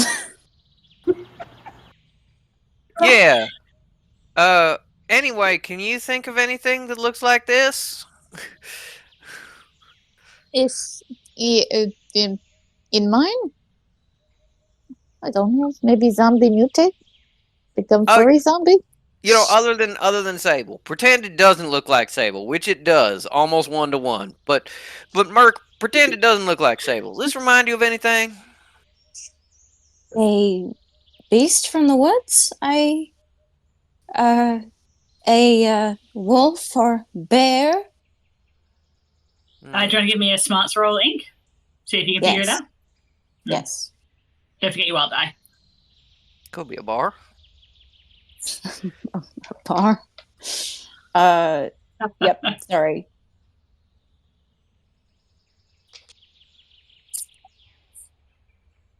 Four. Highest of Okay. anyone. This is Highest on- anyone did. This Okay, is on the D6 though. So No, it's okay. 4 is like generally a success of some kind. Mercury, you're like holding this different angle, seeing if anything comes to mind. You hold on, see like what everyone else. it like depending on what angle you take the photo, the software recognition might not even get it. The AI. Yeah. She's just holding it up like Okay. Well, it doesn't have a stop sign in it. can you identify if there's a bicycle in this Traffic photo? light. With a 4, you see, you pick up everything that everyone else has. But the one thing you are very confident of is that the shape of what you think might be the face is not a wolf. Well, under the assumption that all of these shapes are very deliberate, I would say that this is not a wolf. I Damn. suppose as we go, we may discover what it is. And that will be very interesting. And then we can report back to Kit, and she will fully understand what has happened, what she has seen. Yeah, sure. You know, I guess that's 2 votes against Wolf, but oh well. You know, you win some, you lose some. My apologies, Mr. Lewayne. Oh, no apologies are necessary. Just you know, trying to be helpful. All right, you're gonna head off. I think Wayne is definitely like, should I talk to these people or maybe get a glass of milk? No, it looks like everybody else wants to move on. Okay, no, we'll go. All right. My will you creator begin- encourages my creator encourages haste in all work. You It makes must sense to me. make haste. I'm more of a you know, go with the flow kind of guy, so I'll leave the hastiness to y'all here. Sable, you ready to take a little sniff in the woods? Sable's chugged their milk. Then like yeah. Oh, careful. You know how you get when you drink too much. It's tiny. Sassy. Tiny. All right, just you know, don't blame me if you get a tummy ache. Now, as you begin following the trail off into the woods, you hear the sound of footsteps approaching fast. And you all turn around and see a different person running towards you in the farm. Comes closer. It's neither Jim nor Mickle. And he stops at the fence and goes, wait, in an undertone. And then it's like, no, like don't go out there. Don't go into the ruins. You can't go out there. Don't do it. All right? Okay, friend. Like Lynn. too loud. Yeah. Yeah. Kind of. Shut up. Don't go into those rooms, okay? Bad news. That's bad news. Dangerous. You know, the zombies don't want to go in there. It's bad news. Okay? Well- I've gotta get back. Don't go in there. I hate to be the one to tell you this, friend, but we're getting paid to get in there. I don't ever trying to go back on a job or I've been hired to do. I just think that's bad manners. Who hired you? Oh, well, the village, I guess. Marjorie. It was Marjorie, wasn't it? Oh, I don't really appreciate the tone with which you say that name. But yes. And you see him going like thinking very hard. And he's like looking back at the house and the cows. You can't see Jim or Mickle anymore, but he's clearly looking for them. And he says, all right, well,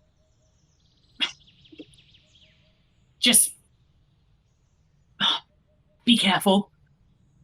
Looks back and says, I've got to go, but I really think this is a bad idea and you shouldn't do it. And then sprints back away.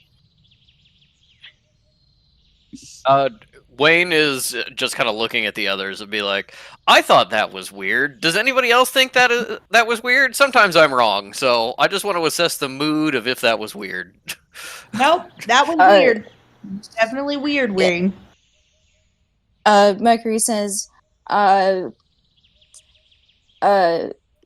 of you are free to not continue with the work. However, I have been ordered to, and so I shall.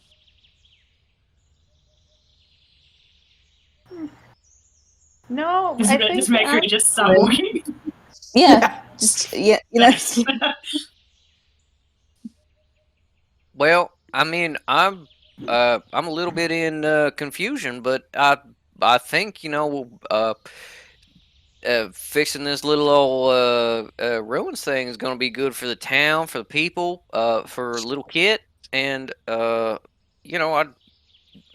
don't really enjoy stopping the job halfway through, or kind of at the beginning. But I'm not going to make calls for the group. What do you all think? Wayne's like, it's good for the economy.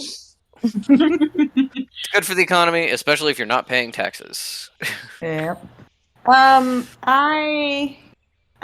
still in. I want to make sure that Kit doesn't have to face whatever she faced again. You tiny child, tiny man. Red or no. Yeah. All right. Well, let's get on getting on then. And I don't think Wayne ever stopped following kind of Mercury as they were chatting, but then now that they're all committed, picks up the pace a little bit, so they're walking next to her. Yeah. Very pleased to have you on board, Mr. Lewain. Yeah, of course. 2 heads are better than 1.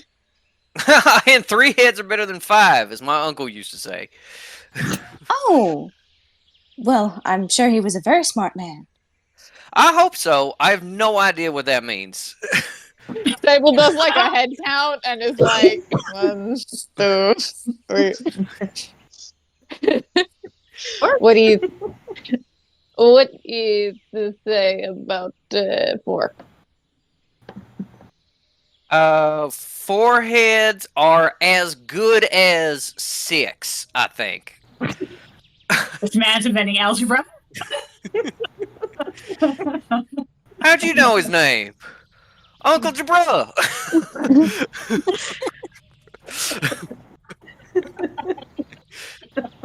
Oh, Sable, Miss Angela, you are joining us, after all? Yep, we're joining. A great pleasure, then. Who is there? It goes up to Adela while they're walking. And it's like, oh, is the child? Huh? Oh, just says, how is child? Which child?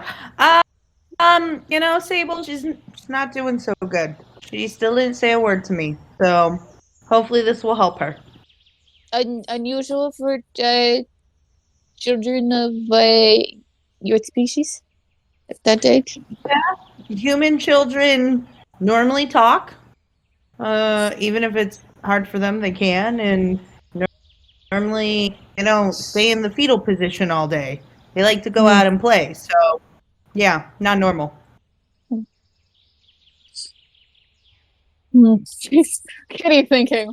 Also, I was waiting for you to say something more elaborate so I could make a joke of being like, Adela graduated her child's development class. It was the elected she's 4.0 training. GPA. Well, you see, Mandatory her for night. frontal lobe is not fully, frontal cortex is still developing. So decision making is very hard for her, but unfortunately, she is not doing well. Yeah, that's Alright, it. so Sable just wanted a quick check-in. So my question is, as you follow the map directions Marjorie gave you and the Mickle gave you off into the woods proper, are you keeping an eye out for anything? Or are you just walking, I having a think good time Sable, chatting? especially with Wayne, who's like, look at that leaf! Look at that rock! Look at that relief rock! Sable has always been scanning everything and ears pricked up. That's just default with Wayne because otherwise you get mauled. Yeah. The amount of times they've gotten jumped is incredible.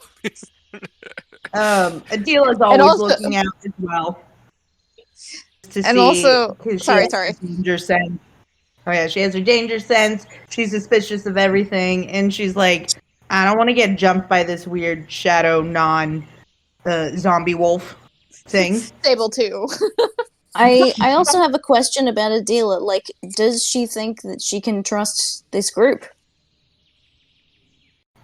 Good question. She right now feels like going in that we all are on the same kind of we have the same end goal. But at the end of the day, she doesn't really. She sees a lot of her old self in Mercury with this, programming of undying love for the creator, which is how she looked at her king. And that kind of sets her off. And she sees that Sable and Wayne are close. And so she feels a little bit on the outside. So she hasn't put her full trust in them yet. So, yeah, that's part of why she's on the lookout, too, because she knows she has to look out for herself. Mm-hmm. I'm really Right, interested. I need to know the exact specifics and details of Adela's like arc and opinions at any given time. Having Ink as a fan is phenomenal. And they are like, Yes. no, there is no such thing as too much detail. Every moment. What is her favorite color? This is important. Has it changed Purple. recently? Has the events of the D&D campaign made her change her favorite color? Yeah. I'm going to say purple. Is it related to her eye color? Her hair color? No, not Her eye related to color. hair Her color. eyes. Her eyes yeah, are purple. You're right. Her eyes are purple. So is it yeah, just like I feel confident in myself, but also that may not track. So I'm completely direct. We're also having like no identity, so you got asked by like, I don't know, a small child what your favorite color was, because Adela clearly has experience, and she was like, purple. And the child was like your eyes, and Adela was like, yeah. Okay. Yeah. Sure. Checks out. I think while we've got at least 2 kind of spotters and 1 navigator, Wayne And one is yapper. and 1 yapper. Wayne is kind of looking down, looking at the ground and kind of the brush in the immediate area. Not looking out for danger, but kind of looking for like the rock he saw on Kit's shoes or sparkles in the mud and stuff like that as they're kind of going along, while also like not stopping talking about his Uncle Jabra wall, telling the people. Yeah, give me a survival roll. Okay.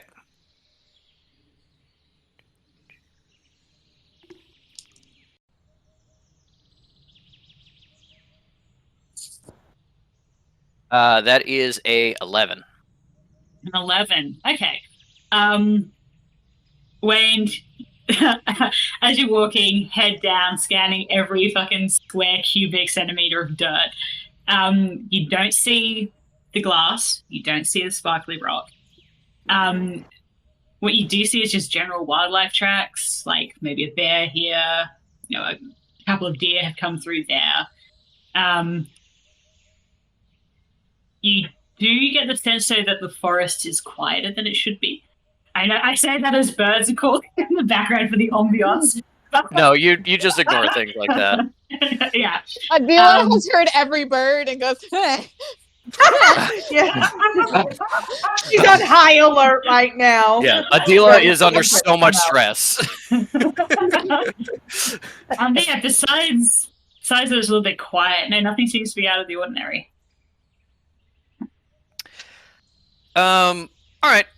Wayne, I don't think is too suspicious of things being too quiet, because I think, he's traveled with a lot of people before. He knows that the forests don't necessarily quiet when he goes through, because he's kind of, stealthy in the woods. It's but- one with the nature, yes. Yeah, but other people, make noise and animals tend to quiet. It might mean that there's like something bad here or a predator, but also might mean nothing's wrong. And so if someone jumps out and tries to kill him, well, they'll deal with that when that happens. So it's not like overly concerning to him. Yeah, and if anyone else wants to roll notice, unless you want to specifically think about like survival stuff like dirt and everything, I'm happy for that as well. If you are keeping lookout. I think wild animals tend to probably smell Sable and go, absolutely the fuck not. So I'd like to roll just like notice for that specifically. Yeah, sure. Would that be survival or notice? Not that it makes Survival. a difference. Yeah. That is a 5. A 5, All right. okay. Tell us what beast peed on that tree. Yeah. So your nose is going into overdrive. You're back in the forest. It's cooler in here. You're better able to think a little bit more clearly. Start breathing in the air, tasting it, getting a sense for the animals moving around the forest. And again, like you don't really get anything out of the ordinary. You can taste that, bear's been here somewhat recently. You can smell that, like, a herd of deer have come through as well. Just smells like a forest to you, and you don't get the sense that anything is pursuing you at the moment. Cool. Since Adela hears all these fucking birds, she's on high alert. Yeah, She- yeah. Completely like, what the fuck is out there? There is a can I monster roll- in this woods, and it is bird shaped. That charcoal sketch, that is a bird that is crawling on its zombie wing. bird. Yeah. Oh, man. I want her to roll to see if she notices anything, I guess, besides the birds. So Yeah, Roll go for for it. demon bird. yeah, is it a demon bird? Would that be a notice that I'm rolling? If you're specifically looking for bird-related stuff, it'll be survival. Yeah. Okay. Well, yeah, we'll do that, which is still D4, so they're the same. Let's see. That is a 5. Nice. Okay. Your ears are rotating like radar dishes, and you're picking up exactly where all the birds are, but they all just sound like normal birds. There's not like you're hearing one that strikes you as dangerous or potentially dangerous, like, a predator like a hawk or anything. Just sound like birds. So I think you relax a little bit, as much as you can with birds, knowing that you are not about to get swooped. Yep. It is not I have- magpie breeding season in this forest. I have another Adela question, which is, Okay. has she fought a griffin, and how much did it traumatize her? The worst. It's the Great worst of both question. worlds. I know. I need to go to the bathroom while you guys talk about this. Has she fought a griffin? You know what? Let's say yes, and that's where that first, like, the fear of birds spiked, because she always was uneasy around birds. It was like, they're fucking weird. They can fly wherever. They can come and, like, poke you.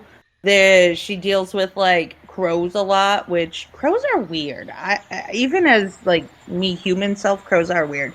So then one of the quests But her she's like, king "How set her on. Hear you. Yeah, a I- quest. She fought a griffin. We are not region specific, so even though we're not in Australia, but there's magpies around, and she's gotten swooped by magpies. Yeah. Yep. Oh, magpies. Yeah. So she fought a griffin, and that's where things got really scary for her.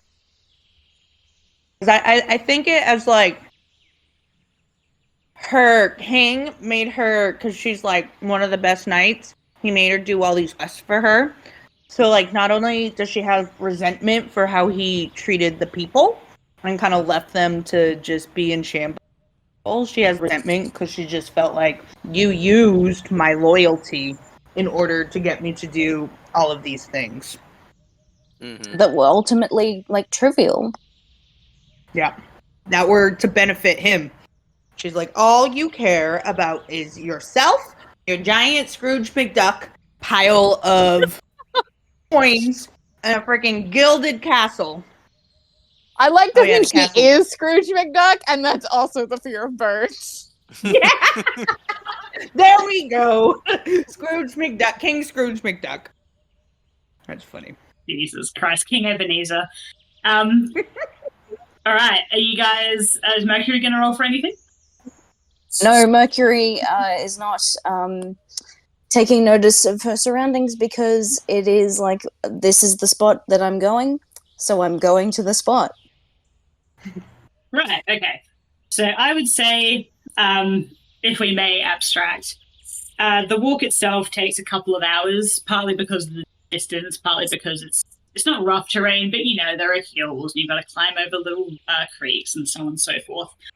And eventually you come to about the spot that you think the ruins are. Marjorie did tell you that there is a large rock shaped like a triangle of sorts that pretty much marks bang on where it is.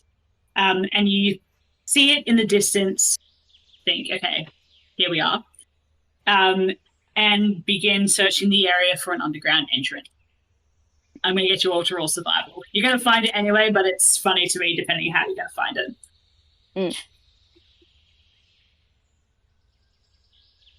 Only a 2 for me, 4 for a which checks out. Yep. Oh, we're upcasting on this one. Oh,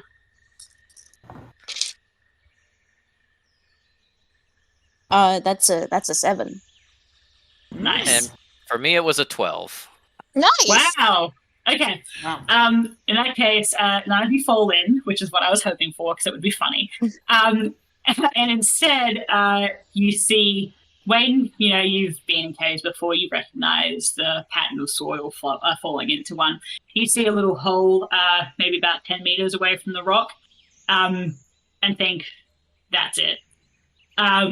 Everyone else sees, like the slope of an entrance doesn't fall into it, and you all begin approaching it.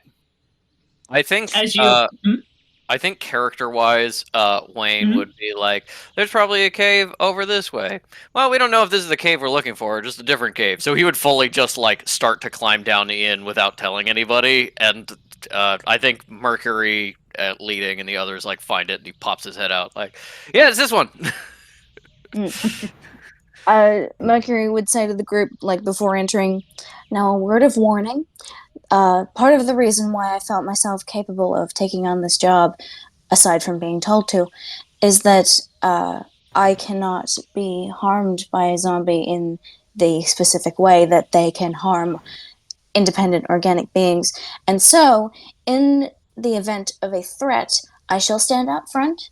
I cannot, the bite will not cause me any adverse effects, and I would not want these adverse effects to happen to any of you. You can get broken? What was that? You can get broken? Oh, I'm quite durable. Thank you. What if very broken? Well, I do have some capabilities of repairing myself, but thank you for your concern, Sable. If I was in Horde of Zombie and I had Big Rock Lady in front of me, keeping me from Tasty, I would push Big Rock Lady and break. Well, I hope that circumstance does not end up coming to pass. Maybe staying back. The middle, then. We can all be happy that way. Yes.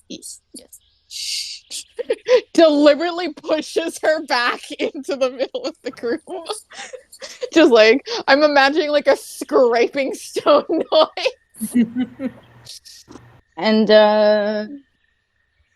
it's not a direct order, but it's a suggestion that is a good one. So Mercury's kind of like not gonna disobey and just go ahead anyway.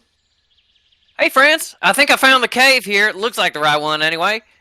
What y'all talking about? Oh, Wayne was supposed to hear the "let me get bitten by a zombie instead of you" warning. I think it's funnier if Wayne just wasn't there, and Okay. even if he was there, he wouldn't listen. So Yeah, not paying attention. Cool. Before, this is nothing. Don't even worry about it. All right, so do you go in? Do you follow Wayne into the cave? Proceed. All right. I do think if Wayne had been paying attention, it would be like, it's like, I can get bitten, and it's fine. He'd just go, no, that's all right. Do you know how many times Sable's bitten me? It's fine. I can get bitten all the time. 3 times today. Sable's gonna bite all the zombies. They can't bite me if I bite first. Mhm. Yes, but I believe that becoming a Rakashan, it is not infectious. This was an ancient Tumblr post, but that one where somebody bites a zombie and it turns back to human, and we realize that that's the cure. Yeah. I just make a lot of kitty people.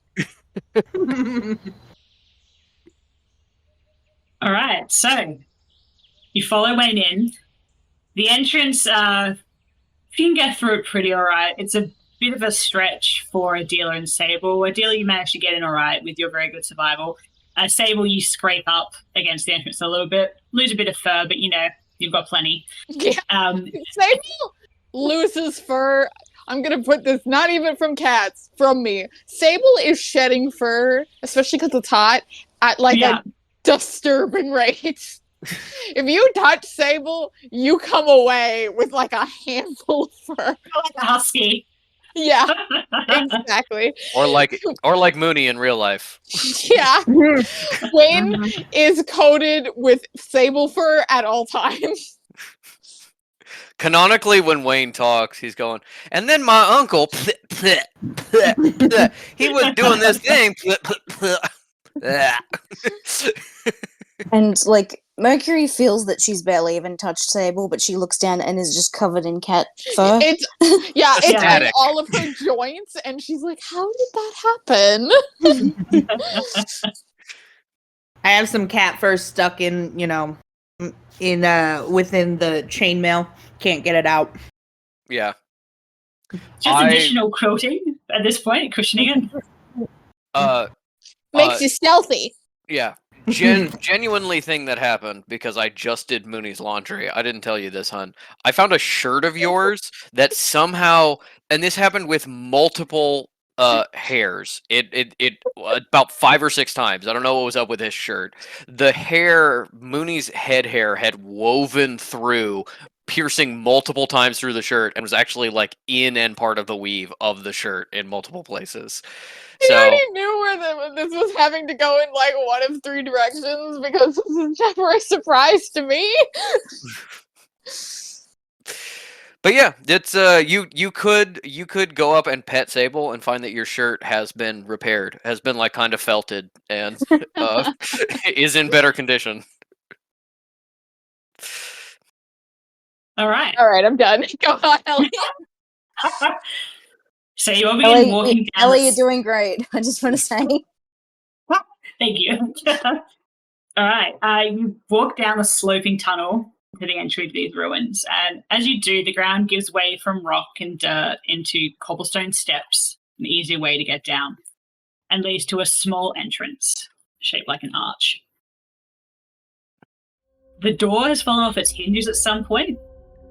You can see it kind of resting against the door, against the wall. And it's easy enough for you all to step right into what looks like a small network of caves. It smells wet, of decay. You can hear water dripping somewhere, and the rocky ceiling is cracked in some parts, letting the sunlight through. And as you all step forward, something grinds beneath your feet. Roll notice for me.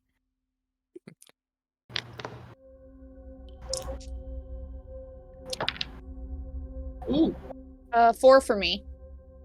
Yep. But 10. blow up. I got 8. 10. I blew up. Okay. 4, 7, 8, 10. Wow. Okay. Now. So you will immediately identify, even in the low light, that it's shards of dark glass. Now, sorry, remind me who specifically got the really high one again? It Mercury. was Mercury. Also, Uh, Wayne can see in the dark, so that Nice. Okay. might But bump so it can slightly. Sable. Yeah. Okay. Wayne, you see and immediately identify that this is the same type of glass that was in Kit's boot. And Mercury, you look at it and know immediately that this is the remnant of some sort of magical item. And that immediately that catches her attention because it's like, well, there better be a fucking another one so I can bring it harm. Yeah. One that's whole, please. However, Hmm. she'll like crouch down and like scoop up some of the glass and just like put it in her dress pouch, just to be like, if there's nothing else, it can be like, look, I found some glass. Wayne bends down, picks up a little bit of the glass, pops it in his mouth, Right? spits out mixed glass and blood, and goes, "Yeah, this is the same. Adila, this is the same glass I found on Kit's boot." And because we have like a door, architectural elements, is it possible for Wayne to roll and I'm fine with this being a academics check or something else that he's really bad at. Can Wayne roll to see if this is like ancient elven ruins or like ancient dwarven ruins or something else old? Because he is, You certainly can. a long-lived race. Go for it.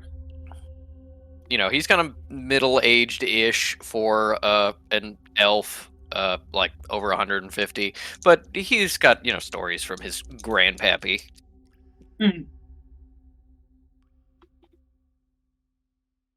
So I should say what it is. I would say that yes, it would have to be academics, Okay. which I think is going to be a -2 for you. Yes. Yes. Oh, absolutely, 100%. But No doubt, no doubt. I did ace on that first D4 roll Oh, for a 5 minus 2. That's 3. great. Okay. You look at it and go, "This is exactly like the elven architecture my grandpappy told me about." Based on just the door. Everyone, I got some important news. I think that this cave is an elf cave. My grandpappy's got a door just like this, and there's a cave behind his house where he used to smuggle moonshine. I'm going to jump in there. It is not like your grandpappy's door. It is like the architecture he has told you about, and you are Oh. wildly extrapolating. It's that situation. That's fine. He says the same thing. He's Yeah. just lying. Okay.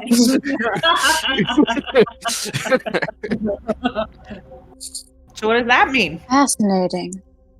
It's an elven cave? Yeah, keep an eye out for some What- moonshine. Is that the only thing that's in elven caves, Wayne? Is there Oh, anything in my else ex- we need to... In my experience, a lot of people kind of, you got to tuck moonshine into a lot of dark places so it ages properly, and then you just plumb forget. So yeah, in my experience, moonshine, maybe a cave in, maybe an animal. It's kind of made its burrow in here. Yeah. Mr. Llewellyn, my apologies. Would you please clarify something for me as I have made this mistake Of course, before? Mercury. Do you mean moonshine as in the alchemical product or the alcoholic product? Well, you see, one is actually t'other. So you take moonshine and you make it in the alcohol way, which is a real strong, zippy drink. And usually that first pass that's called White Lightning, you know, because it's very rough.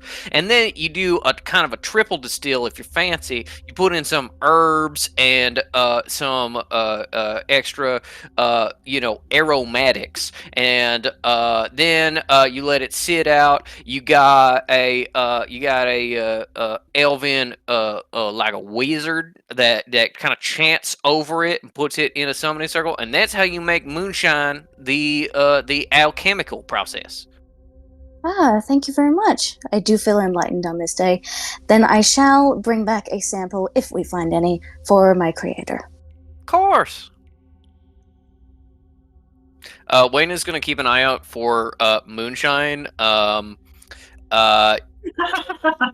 Based on that description, because Mercury did not specify I want the alchemical version, he is going to specifically look for the alcoholic version, which is, in his opinion, better and more important. Yes. Adela stops, though, and looks at Wayne and says, "You said creatures. Do you think these could be like that drawing Kit did?" Oh, you know, now that you say that, could be. My grandpappy's moonshining cave, you know, that's where I met that barrel that I became, you know, kind of acquaintances with. I'm not sure I'd call us friends. You see this scar right here? That was her. But yeah, it could be, you know, maybe some like badger or something like that. Okay.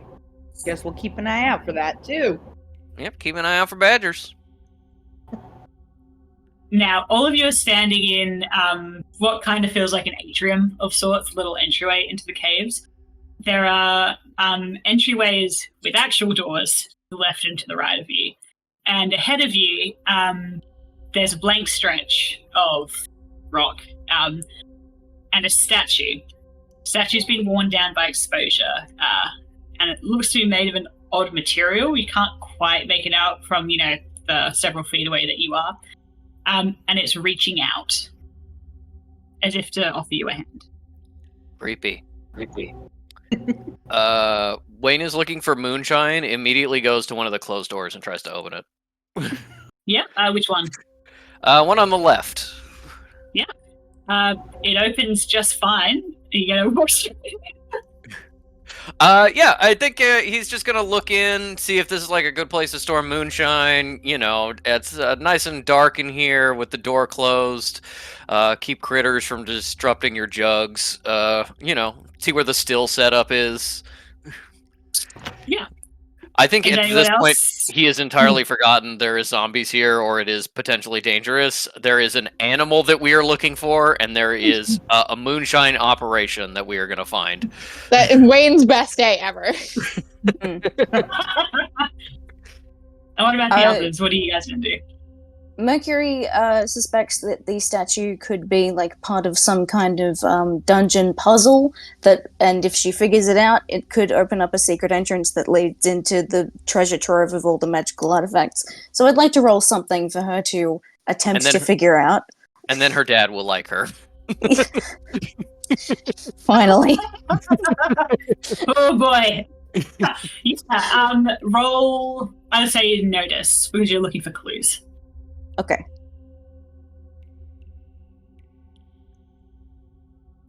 We are upcasting. I Very have nice. to stop saying it like that. No, I love it. I like Yeah. that, to be honest. I mean, we should all just have different blowing up, Yes. upcasting, acing. Yeah. 9. 9. Okay. Mercury, you approach the statue. You approach the statue. And like you're kind of circling it, trying to get a really close look at it in the dim light.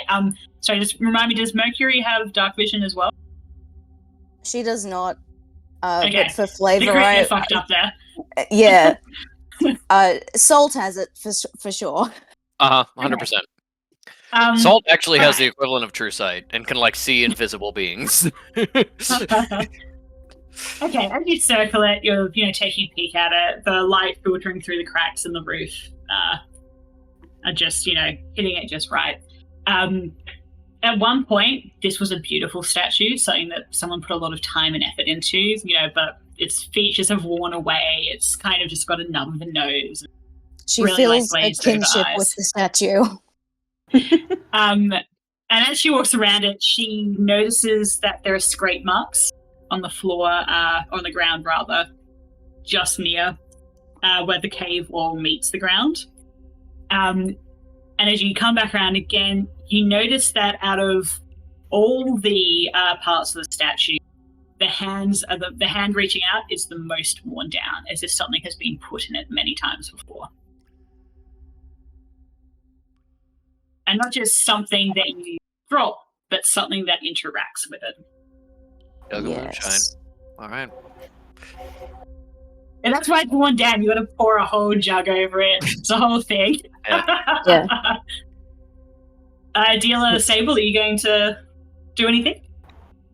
Sable's looking for good rocks, which are always good to have when you're underground.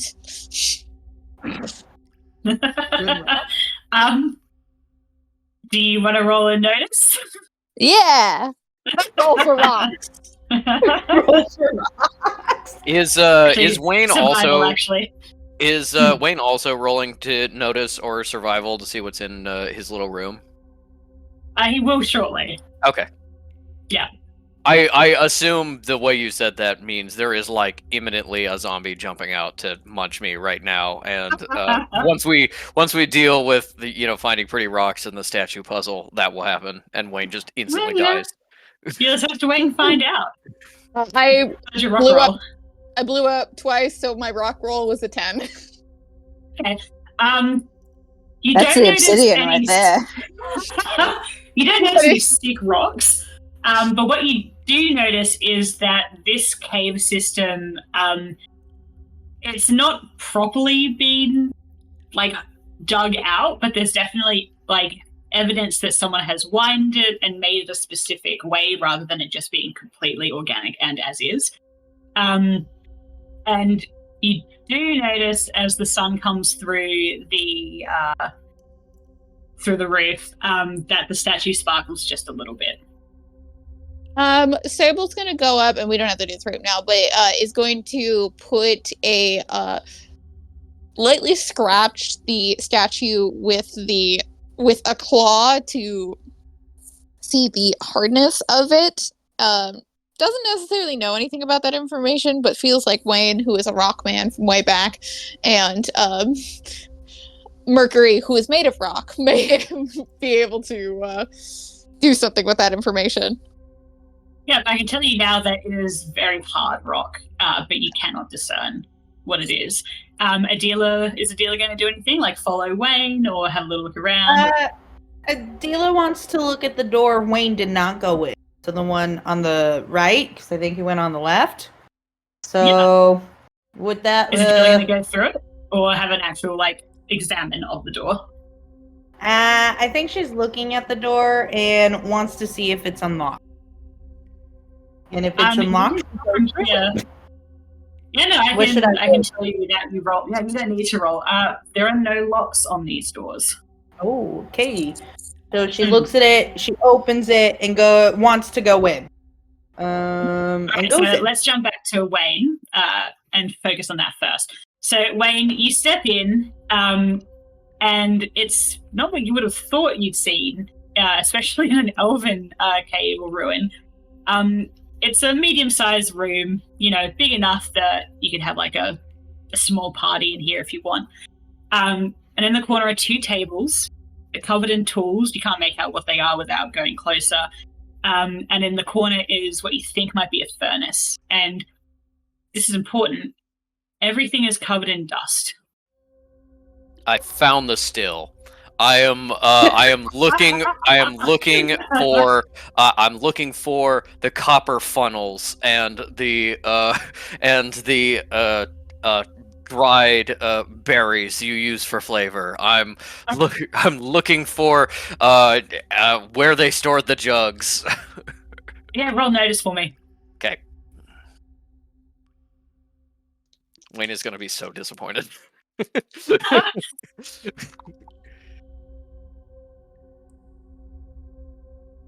Wait.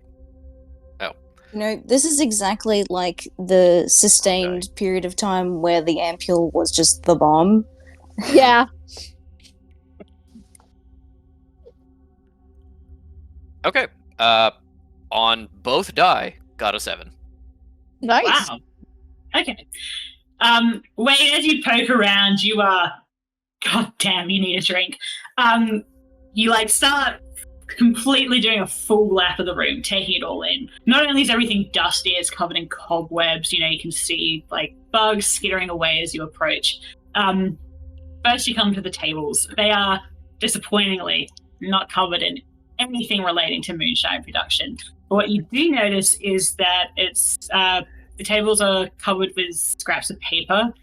Can't make out what's on the scraps of paper because you can't read, but it's definitely not normal human writing. And as you keep looking further, the tools that are laid out are pretty well used, especially, and like have, and after being exposed for however long, they're mildewy, a bit rusty, but you've traveled, you've been in plenty of smith shops and leather workshops. You can tell that these were high quality tools once, aren't anymore. But what really gets your interest is that there's little hanks of what you think of red fox fur here and there and around the place. On the table, beneath the table, stuck in the ground. You keep walking past. As you approach the furnace, you can see it's not been used in a very long time. It's full of soot and ash. There's a sense that there's a weird smell. You don't know what it is, but it's kind of hanging around even after all this time. And finally, you notice that there are 2 sets of smith's gloves, different sizes. Is the fox fur above or below the dust? Is it old or newer? Below. Okay. Just quickly, there's also a door at the other end of the room. I take all this in, really think about the implications of the smith's tools being here, and walk back into the main room and goes, "Bad news, no moonshine in there. Adela, you haven't any better there?" But I would say this is just as Adela has stepped into the other room. So Adela, you step in, and the first thing you think is, this is not what should be in a cave. Because what's in here is, it's an enormous room, and it's full of long dead, like desiccated, moldy plants. Long, like, some of them have just straight up dried. Some have clearly are in the long process of composting.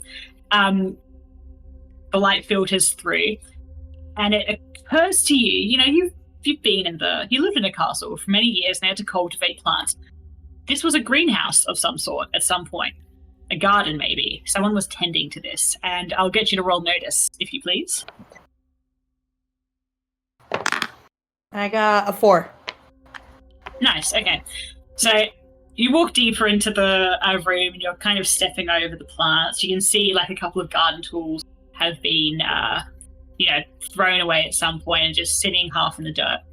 And you notice red fox fur interwoven with the plants. And you also notice that there's a weird kind of lump in the corner. And as you approach again, taking your time, really taking this all in, you see that there's a curled up human skeleton. Its clothes are rotten, and one of its hands has been severed, laying beside it. And as you look closer, you're pulling away the grass, you see that the human skeleton has a fox skull. And not only that, as you lean in,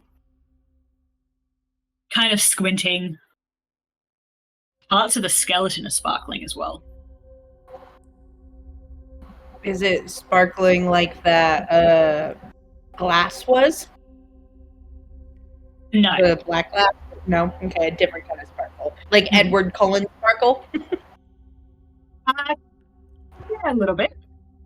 Okay. I think at that point, Adela probably would...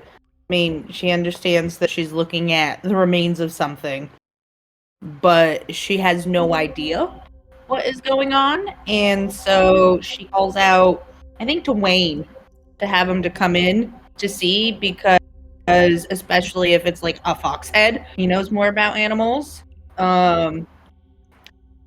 Just looking if the fox head had large teeth. You absolutely think- can. Yeah. Yeah. Would that be Yeah, go. a Okay. notice? Or what? Yeah, or you don't no need to roll. percent- No, you don't need to roll again. Okay. Yeah, I'll include this in the roll. You kind of like crouch, and you don't want to touch it, but you kind of try to get around and look at its jaw. And I mean, it's got fox teeth, but nothing particularly crazy. Definitely doesn't, make you think of whatever it was the kid drew. Okay. Yeah, Adela would call out to, I would say, Wayne, just because anything a little bit more animalistic, he's kind of more of an expert, and she has never come across a species like this before. She's lump. He's in my head. All right. Call out to Wayne, and Wayne is like, "Yeah, Adela, what'd you find?" Oh. Yeah. Have you ever come across a species like this before, Wayne? Have I? I think my first probably thought is essentially like a fox equivalent of a Rakashan. So I think in kind of like a guy who's been poking around bones and like occasionally eats roadkill kind of way is like examining the bones, like making sure that this skull like actually matches up with the bones of this body and isn't like another skull that was put here. Is checking the bones to see if like the hand was like cut off or like crushed off or something like that. Like is really examining the bones.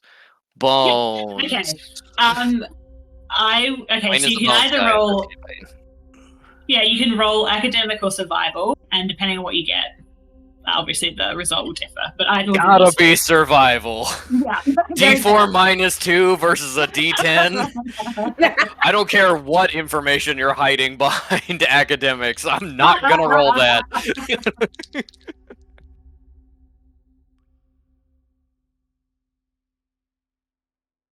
That is a 9. 9. Okay. Like you said, Wayne has seen many skeletons, many bones. That first idea you have about it being the fox equivalent or a fox variant of a Rakashan, that's in your head primarily as you have a look at it. But the thing is with Rakashan and races like them is that they don't have human skeletons, right? There's, paws, there's a difference in the legs, there's a difference in the spine. This is a human skeleton, and at least from the neck down. And as you take a little bit closer of a look, you get the feeling that the skull wasn't put here after the fact. The skull is part of this skeleton, but not in a way that indicates to you this is some sort of magical mutation or something done to a baby in utero. And as you look over at the hand and seeing it lying there on the floor, you see that this hand is made out of the same powder, the same substance that was in Kit's boot. Just the hand, or And- like the whole skeleton? The hand is entirely made out of it. Parts of the skeleton glitter in the same way, but nowhere near as strongly. And with that with that 9, you get the feeling that. Sorry, rewind. You examine the hand more closely, and you see it is not popped off, nor has it been cut off. It has just detached perfectly at the wrist joint. Tila, you ever seen anything like this? No, I haven't, and this doesn't exactly look like Kit's drawing. No, it doesn't. Especially because the teeth, they aren't as Yeah, giant. yeah. You got a good eye. You're good at noticing stuff, Adela. My first thought goes to like magical experimentation, something like this, because fox skull, but you see here in like the sweep of the spine, you don't really get like the fox shoulders and stuff like that. Yeah, I don't know. I've never seen anything like this. There's fox fur all over the room as well. Did you There see was any fox back fur in over the- my room. as well. I thought it might have been an alchemical or moonshine ingredient, but no, it looks like it maybe belonged to this fella here. I don't know, maybe someone else of its race. Yeah. Mercury and Sable, are you going to come into the room as well? I just want to say that Mercury, very briefly, how elevated is the statue compared to her? How tall is Mercury again? Like, you know, I don't know, 5'5". Yeah, okay. It is on a plinth that's pretty solid. So it's standing at 6 foot. The figure itself is not actually 6 foot. And it's pretty realistic proportions. Okay, so can she step up there herself to like get a closer look at the weathered hand? Absolutely, she can. Damn, because I wanted to be like, Sable. Anyway. Put me on your shoulders. I'm DM, word of law. So happy to reverse that to facilitate this interaction. It's just that Mercury wants to examine the hand, and I want to argue that this could be a research role or even weird science, because she's just familiar with like erosion of such materials. She sees it in action. Just wants to figure out more about like what has caused this on the hand. But Sable, would you please lift me for a moment so that I may better see? Yes. Grabs her by the like. I would say would just By go, the scruff. puts her in her mouth. Goes, like, is okay. Is it a lion lift? Hover hands over waist. Oh yes, of course. It matters not to me. Lifts like, not even a sack of potatoes. Sack of potatoes takes some effort. Lifts like a pillow. Pretty much, yeah. Like she's just a little doll. She's an old lady. Mercury is heavier than a woman of that set and height would be. Still does not matter. Mm-hmm. Roll weird science for me, Ink. Thank you. Yeah. 8. 8. Okay. You're peering closer at this hand, and so what were you specifically wanting to look for, or are you just trying to generally get more information about it? What specifically has caused this erosion? Okay. You're peering closer at the hand as Sable, steadfastly holds you up, and look a little bit closer. You're trying to think about all the different things you see in the Creator's laboratory and how things break down over time. And what is interesting to you right away is that it's not just the normal erosion of being exposed to the elements, and it's also not just the erosion of magic possibly interacting with something. It's good old-fashioned erosion of something touching it very often in a very specific way. And as you keep looking, you kind of get a sense that the pattern of erosion somewhat fits as if someone has held its hand.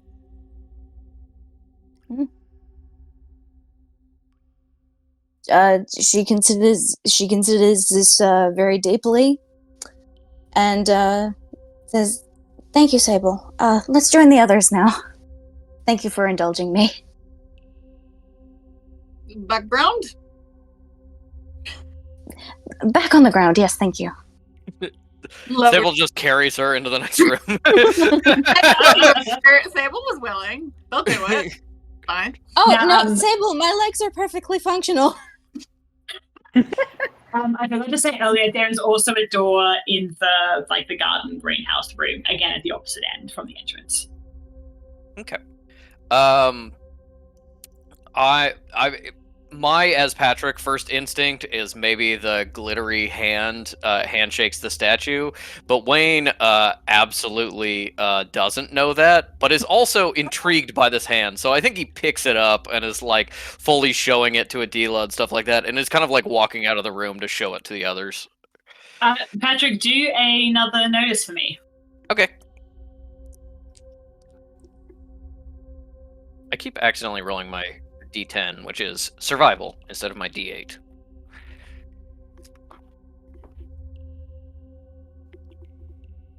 that fucking went off the rails. Try again. Okay, 5. Yeah, Oh, I so thought what that was your surprises new. you? I thought that was your new way of saying blowing up. No, went off the rails. No, Rails. that was me. That was me tossing my D8. It falling out of the dice tower, rolling off the table, bonking off a bunch of furniture, and then getting stuck behind my computer. Nice. So as you pick up this hand, you're expecting it to be, it looks like stone to you. Mhm. And it's heavy like stone. What you're not expecting is that it still moves and is articulated like a hand. So you pick it up and the fingers dangle and they make the slightest grinding noise, implying that there's a skeleton system to this hand somehow. Hey, Dila, up top. Roll agility! She just backs away. She's like, the fuck are you doing? You want me to roll as well? No, you want high five, roll athletics.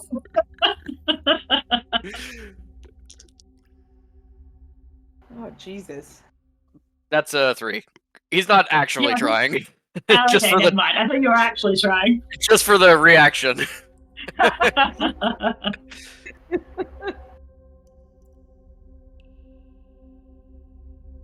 So you did Make actually your- throw it?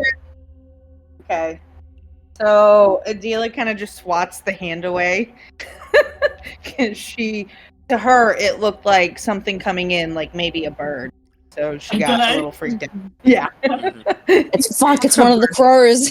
Both of you are immediately like, it's heavy. This is stone. So Dylan, when you swatted it away, you're like, ow. You've like smacked into a stone fist, basically. Sable and Mercury, you're now inside. Yeah. Anyone going to say anything about Wayne's hands? Sorry, I'm just fooling. Hey, Yeah. Sable, I found a bone hand and on this little fox person, and I was wondering if you ever heard of any fox people or anything like that. While the hand is still extended and Wayne is like swinging around, by instinct, Sable gives it a high five. And I will roll a Athletics. athletics. I have to roll for that. Well, Yeah. fine. Because I think it's funny.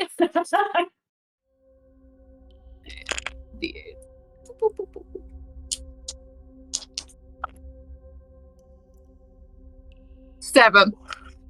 Yeah, nice. You bat this thing. It's the perfect high five. It gets the perfect clap noise. Beautiful. All right, and then for the Fox Rakishan, should I roll Common Knowledge? Yeah.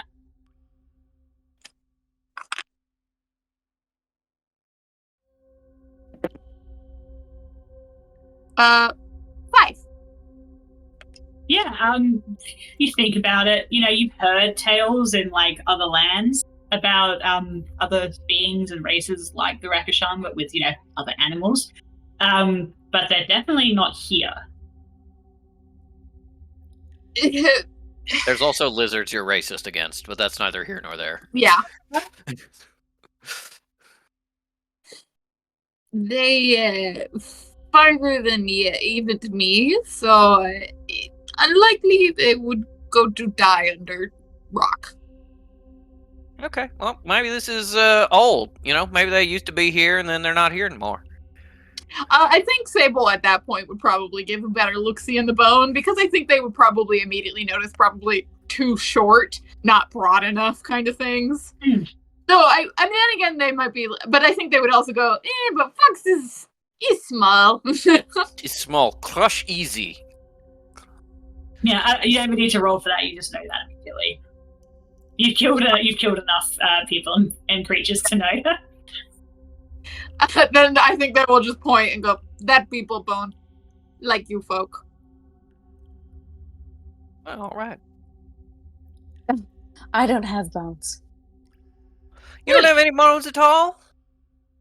Gas-filled Well, bladders.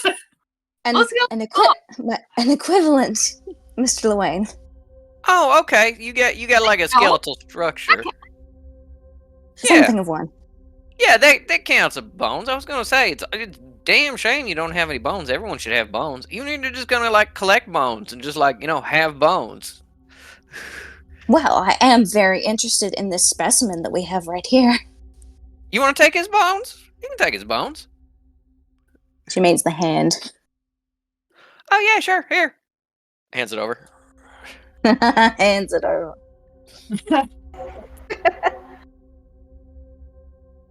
Sable, I also need a notice check from you for something else.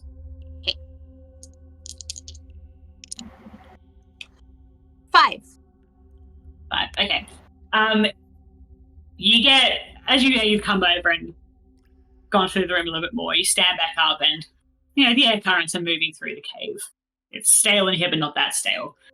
And you get a whiff of what to you smells like rotting food from the door opposite the room. Sable will stand at the door and go, dead body? Oh, another one? Fresh? Oh, well, that's not good. And we'll start to, once, gotten attention of people, we'll start to, try to push the door open. Yeah. Again, it swings open. There's no resistance, no lock. And you see a small kitchen with 2 rotting cots in the corner and a small magic stove that, like everything else, covered in dust and cobwebs. And what you think is an ice box, and it's open and it's full of absolutely rotten sludge. Not that bad. Gross. Mop it up. Yeah.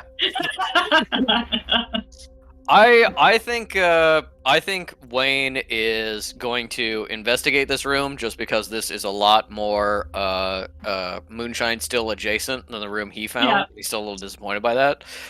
So he wants to look around, see if there's any bottles under the sludge or anything like that. Yeah, roll notice.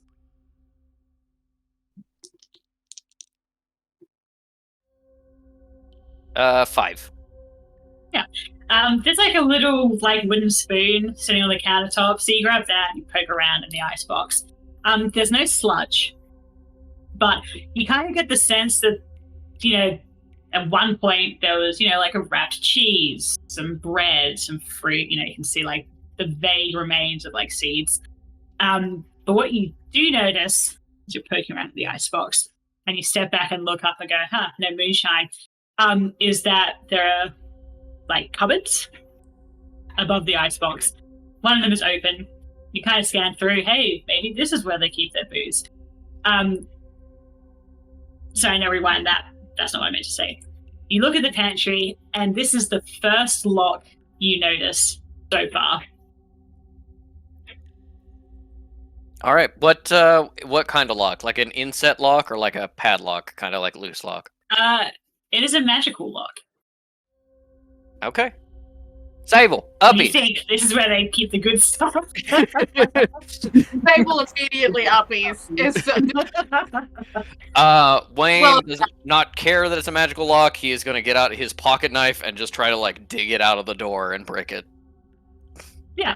I'm wondering what we'll roll for that. Give me a second. Is also waiting, letting Wayne have a turn, and then when Wayne gets frustrated and that doesn't work, is used to Sable smash. Yeah, just ripping the door off. Um, Wayne's always got to try roll. first. It's Could part that of be his ego. thievery? He's trying to break open a lock. Yeah, I reckon so. Yeah. Okay, thievery then. Engineering. Yeah, engineering. Repair, maybe? Weird science? Okay, that didn't work. Try again.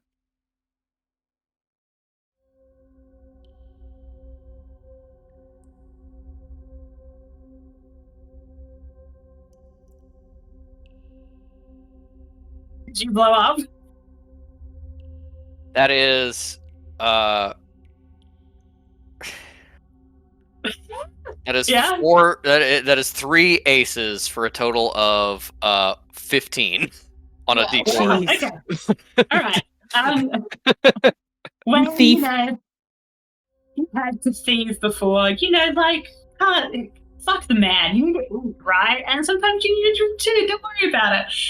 So it's nothing for you to shove your knife into the lock and break it. You don't care that it's a magical lock, but you are expecting at least some, like, a little alarm or maybe like a warning shock to your fingertips to tell you to back off. You get none of that, and in fact, the moment you touch it, the lock crumbles. Whatever magic in this thing is long gone. The doors swing open. And Wayne absolutely like tries to shield it with his body and is like, "Urgh." Just it seems like he really did something. I got it open. So you pull open these pantry doors. As you do, and I'm going to give this to you for free because you rolled so fucking well. You kind of notice that this wood is not fucked up like the rest of the furniture. It's still covered in dust and cobwebs. It clearly hasn't been touched, but it's of a much higher caliber than all the other furniture and equipment here. And inside, a handful of like really obviously expensive cheeses. Probably not in good nick, but they seem more preserved. And as you like peer in, you can see arcane symbols etched into this pantry, which were active until you opened them, keeping everything preserved. There's cheese, there's jams, there's even like a little square of chocolate, which you've heard tales of but have never tasted. And there are several bottles of alcohol, but none of them are moonshine, and all of them are extremely good make and old. Are they Mhm. wine? Yes. Okay. He goes, well, I found the good stuff. Sable, you want some cheese or maybe some jellies? I'm not sure how good they are, but it smells, fresh enough. You got a strong stomach. There's also some wine, not my favorite, but maybe you could take this to Crater and he'd be happy with you, Merc. Let me just toss that down. And then we'll take this one here and oh! Damn, that's good. Yeah, nothing else interesting. All right. So, well, Mercury tucks a bottle of wine just under her arm.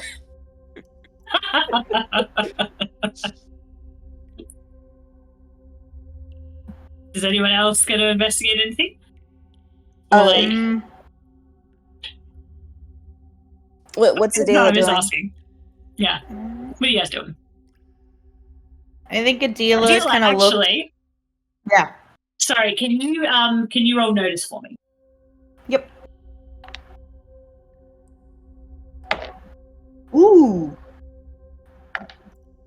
I got 11 because I was heating up. Nice. Okay. Adela, as you step in and you see this really overtly classy, expensive, special pantry, and you see the 2 rotten cots in the corner, you notice that both cots have the fox fur on them.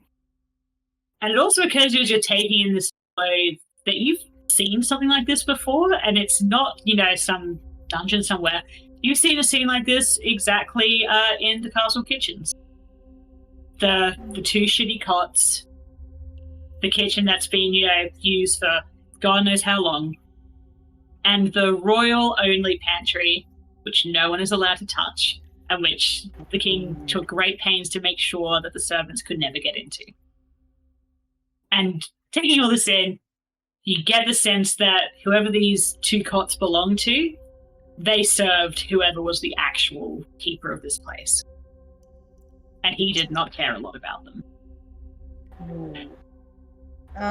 So let's see.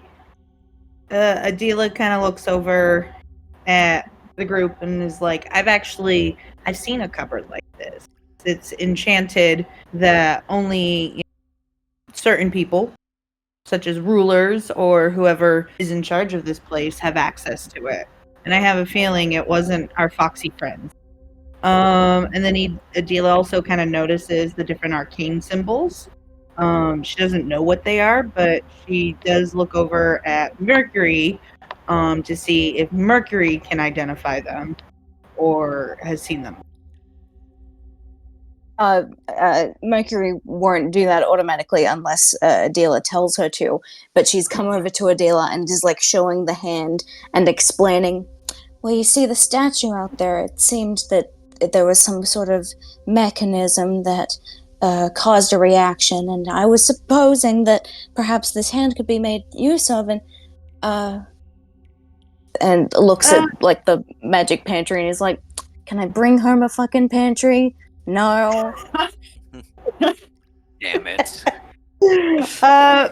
Mercury, you dabble in the weird sciences. Have you ever seen symbols like this before? Oh, allow me to have a look. I am happy to serve. Has a look, and can I roll a weird science on You that? don't even need to roll. You know exactly what type of pantry this is because the creator has a variant of it himself that only he can unlock, or you if he gives you like a once-off magical permission to do so. Mm-hmm.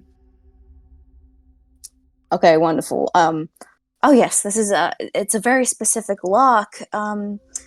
Only certain people are allowed to open it up. Mr. Llewellyn, I'm amazed that you got through. Yeah, I mean, I guess I'm just that impressive. Yes, you are. Swinging back wine. So, no, I guess I'm just that impressive. Yes, you are. Swig. Yes, you are. Smile widens.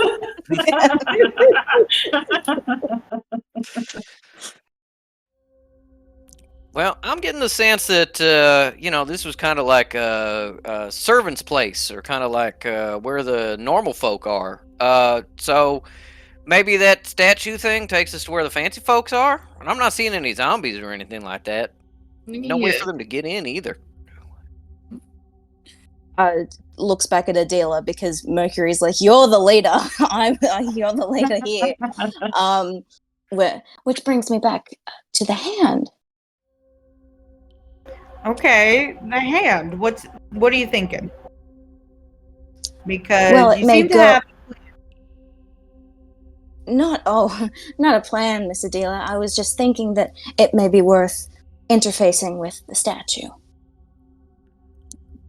Oh, Okay. all right. I guess we'll go and do that. Yeah, sure. Anything's worth a try. That is, I could be completely wrong, and I don't know what I'm talking about, and I would much feel more comfortable to follow any of your orders instead. I think Wayne at least is like Mercury, bring the leaving. hand. I think Wayne is like leaving before Mercury even talks. It's just like, no, you're a smart cookie.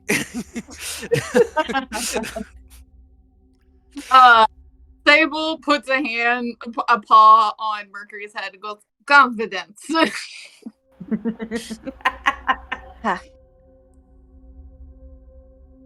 It doesn't say anything to that. Just goes. Yeah, and then like Pat walks to follow Wayne and be like, "Time to do dumb shit." All right. Indeed. Adela just kind of nods and is like, "Come on, Mercury, let's go." Oh, thank God, an order. And she perks up, straightens her shoulders, and like follows right behind her. Like, yes, I'm in step. I'm your handmaiden, actually. Handmaiden. She's holding a hand. Sorry. So you go back out to the. Oh God. Yeah, is Mercury still holding the hand, or did Wayne grab it as he? I don't think Wayne grabbed it. Wayne grabbed it. Yeah, Okay. I imagine that she's like just cradling it. Yeah, maybe like trying to pass it to someone else and nobody's Yes. taking it. No, she's fine carrying something, like, because carrying something means that she's being useful, but like it's like I don't make the decision with where it goes. Right, so you walk back out into the little atrium foyer. Okay. Do you go straight up to the statue? Right onto it? Yeah, we're Wayne is too short, so is going to need Adila or Sable to lift him up. I think as they're following, and because Sable has like reassured Mercury, and therefore is kind of leaving a little slower, Wayne turns to Adila and is like, "Do you mind giving me a little bit of a boost?" Deala picks Wayne up like Lion King towards the towards With the All one right. hand. All right, interface with the statue. He tries to shake the statue's hand.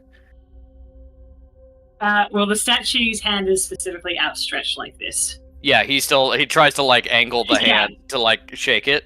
No. Yeah, it slots in, but it does nothing. Okay. You can Takes- tell this hand was made for the statue, but Yeah. Takes no, Wayne's hand. Wayne is trying to shake the hand. Takes the half empty bottle of wine, sets it in the outstretched hand. still nothing.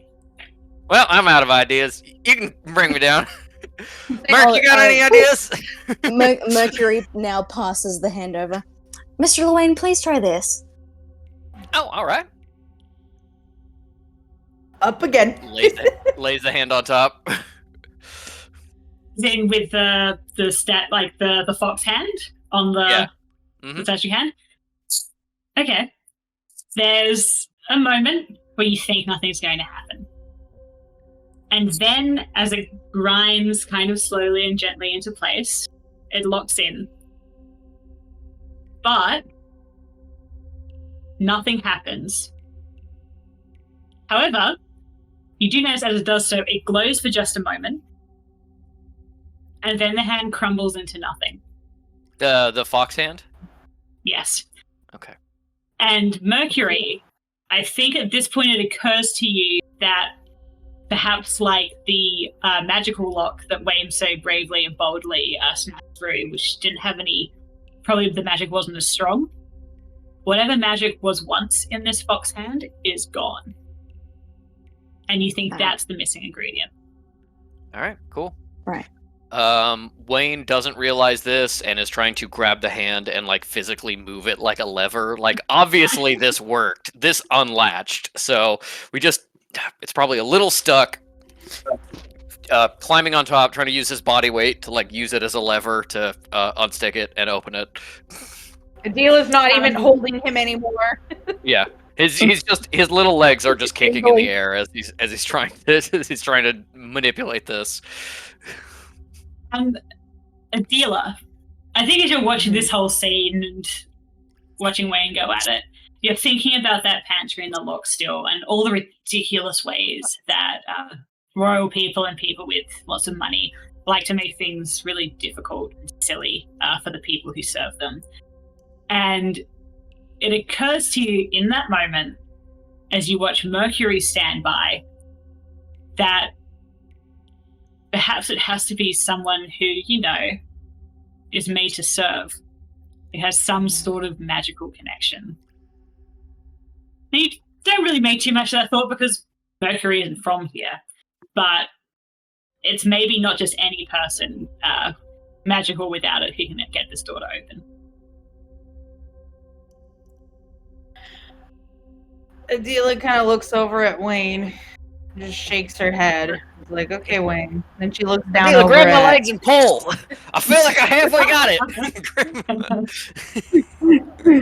She looks over at Wayne. She's like, "Give me a second. I don't think that's gonna do it, Wayne." She looks over at Mercury and kind of asks her, "You're familiar with that cabinet about only specific people being able to open it up. Do you think that could be possible with some sort of enchantment on the hand itself?" I do, yes. Perhaps there will be another one further in. We can find it and use it. I think that's a very good idea. Thank you for having it, Miss Adila. What about if you try, Mercury? I try what? Put your hand on the hand. Oh. No, I don't imagine that would do anything. Well, right now Wayne is just dangling there and nothing's happening. Would you be open to giving it a go? I tried to put my hand in it and it didn't do nothing, but it's worth a shot. Everybody come on, try and shake the statue's hand. Well, Maybe it's gotta be polite. I don't imagine that my hand is worth any more than Mr. Delane's, and he is an independent being and inherently worth more than I am. So, if you would really like me to try, I shall. The problem about playing a dumbass character is you never know if this is a thing that they could independently come up with, which is why I prefer to play Smarties. So I'm gonna go for this, and if this is too much of a stretch, we can say someone else came up with it. But Sable's gonna be following this conversation with Mercury and Adela and be like, "You serving folk, when you have a king or a creator, what do you do to their hand? You kiss it? You kiss rings? I don't know." Oh, I don't deign to touch the creator. He only touches me if he so chooses. I could not make contact with him without him first giving me permission to do so. Let's say this rock guy, he gives permission. What you do? Oh, then yes, I suppose I would take its hand, yes. Wayne jumps down and is just kind of like, yeah, I mean, it's only polite. There are, the four of us, and I guess only I'm the one who's said hi so far. So why don't everybody just kind of shake a hand, and maybe once we've all greeted this statue, it will welcome us into its ruins thing. Sable gives the customary chest tap of his people. Ow. No, to the statue, not Wayne. Adela goes over and places her hand, and then she goes over and says, "Mercury, do you need a boost?" Oh, yes, please, Miss Adela. You are very strong. Now, Adela, as you go to pick up Mercury, something niggles. You can't tell what it is. And I'm going to need you all to roll notice.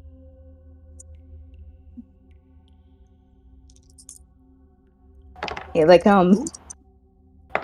5. 4. 6. You get a +2 Bridget, because of your danger sense. All right. 24. I believe Lord. 3 times. Wow. Yeah. All right. What? What? So, Adela, you hear it first. It's in the distance. It begins echoing down the hall. It's not really a noise you're expecting to hear. Geese. And the rest of you begin to hear it too. The rest of you begin to hear it too. I'm gonna kill Pixabay if they've mislabeled this fucking sound file. Closer again, and then you hear hooves clattering on the cobblestones that line the entrance. And then breathing that isn't quite right. And then a loud cry.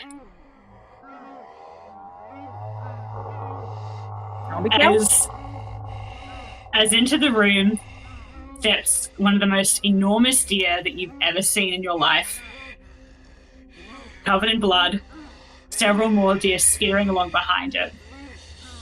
And even in the dim light of the cavern, you can see that the frontmost deer, with its enormous antlers, has huge teeth that are not part of a deer. And it turns towards you, bares its teeth, and steps forward. And its eyes are not the eyes of a deer. Its eyes are the eyes of a wolf. I need you all to roll agility. Okay. I think Sable would immediately be like, nope. Yeah. Let's not. You said there were other doors in here. We can close a door on a big deer. That's fine. That was we still do D6 for this, right? For agility, yeah, whatever your agility is. Yeah. Now No, this but is a DM question. Do we do the wild die as well? Patrick, have we been? I have been, but I don't know if we ever set that. We'll just say yes. Yeah, let's all do it. Yeah, I've been rolling the d6, the wild die, with whatever number it has been that it asks for. Very surprising for me. That was 2 3s, so I got a 3. Okay. I Next have a person. 4. Speaking of 3, I got 9. All right. 9. Nice. Makes sense when you were the one She's who a 9. noticed them first. Yeah. Yeah.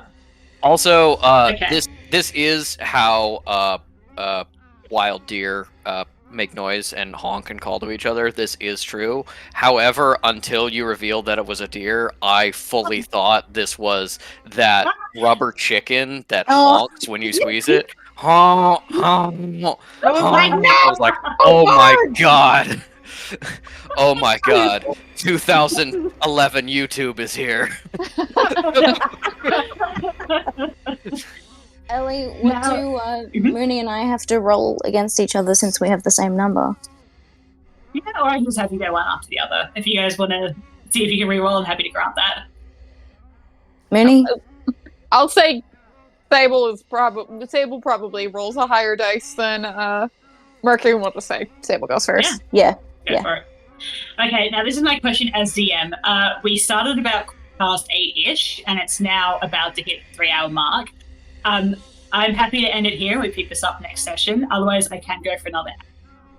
How are you feeling pacing wise? Is this where you wanted to hit? Yeah, this is about where I wanted to end it, but I'm not too fussed if we go into a bit of combat. Okay. Then I'm good either way. I'm not super hungry yet. If I eat it in an hour, that won't make a big difference for me. Yeah. I just need a pee break. Yeah, As do I. allowed. Yeah. I'm going to turn off the sound for a bit. Oh, wow, we're not going to just look at this. Be right back. Hank, I'm going to post something. Yeah? Yeah. Please. I love Boop. posting. Yeah! Oh shit! Look at that mark.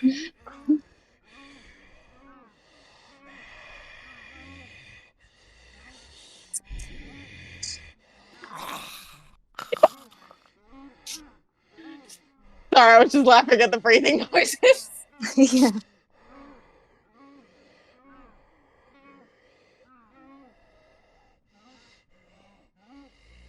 It's a little flower.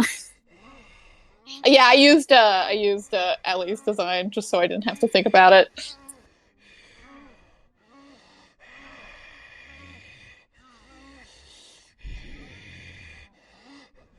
I think it's kind of good that Wayne rolled like decently low, or at least certainly lower than Adela, because Wayne is, working on Mononoke rules, so it's like, oh my god, King of the Forest, how can I serve you? Ellie, I posted something. Oh, what'd you post? Ooh, that's so good! Thank you. Let's find Bridget now, yeah? Can you guys actually hear the audio still Yeah. from Gamebot? Yeah. Yeah. That's annoying, sorry. I No, thought I it's turned it okay. off. I'm just going to change something. Can you tell me if it gets louder? Yeah, I think so. Honking got louder. Yeah, I don't know if the yeah. breathing got louder. No, that's right. I'm going to stop that now.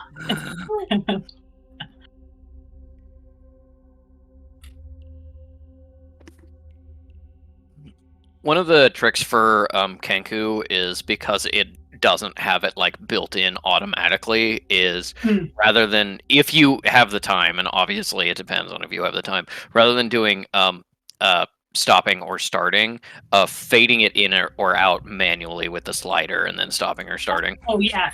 That's a better Yep. idea, yeah.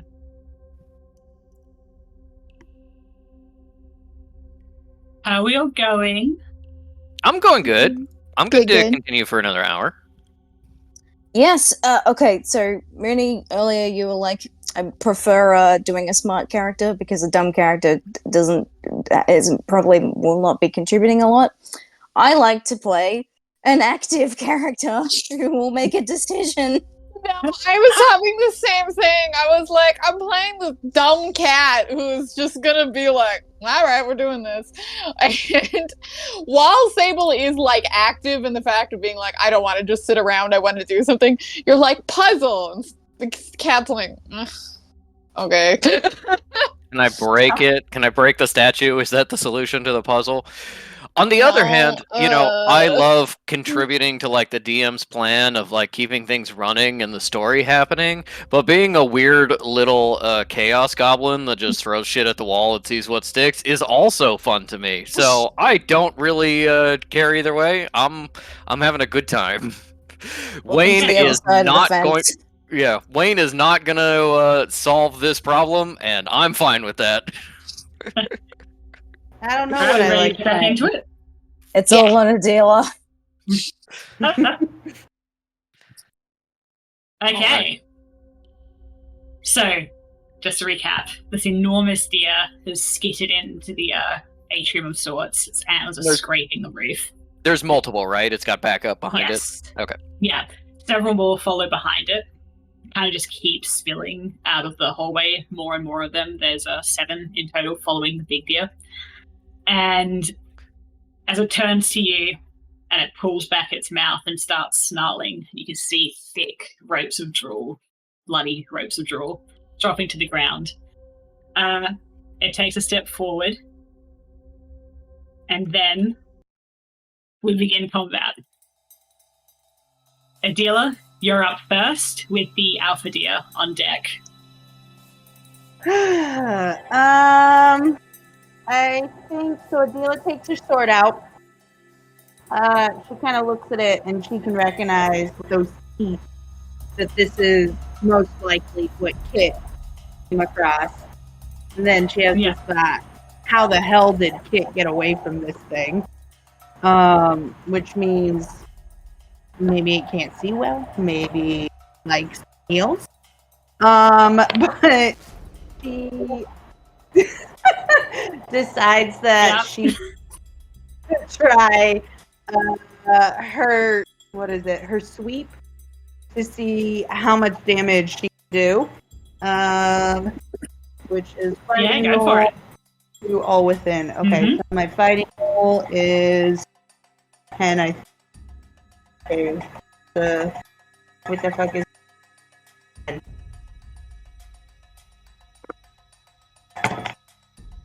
She gets 6. Yeah. Wait. 2. So 4. Yeah. So as you sweep out, the big deer, the alpha deer, kind of just bats away at your sword with its antlers. The deer behind it aren't quite as quick, and it catches a few of them in the chest. You see the fur part and blood began falling out. It's thick and clotted. One of their ropes of muscle coming loose. They keep coming. Would you like to do anything Well, else with your turn? No, just because she's gonna step back and try and assess because there's too many of them. Yeah. So that brings us to the alpha deer with Wayne on deck. The alpha deer is, because you're the person closest to it, going to go for a dealer. So give me a strength roll. Oh, me a strength roll? Yeah. What the For hell a is my shove strength? or with armor bonus? Sorry, let me rephrase. It is coming at you and its teeth are out. It is going to try and bite you.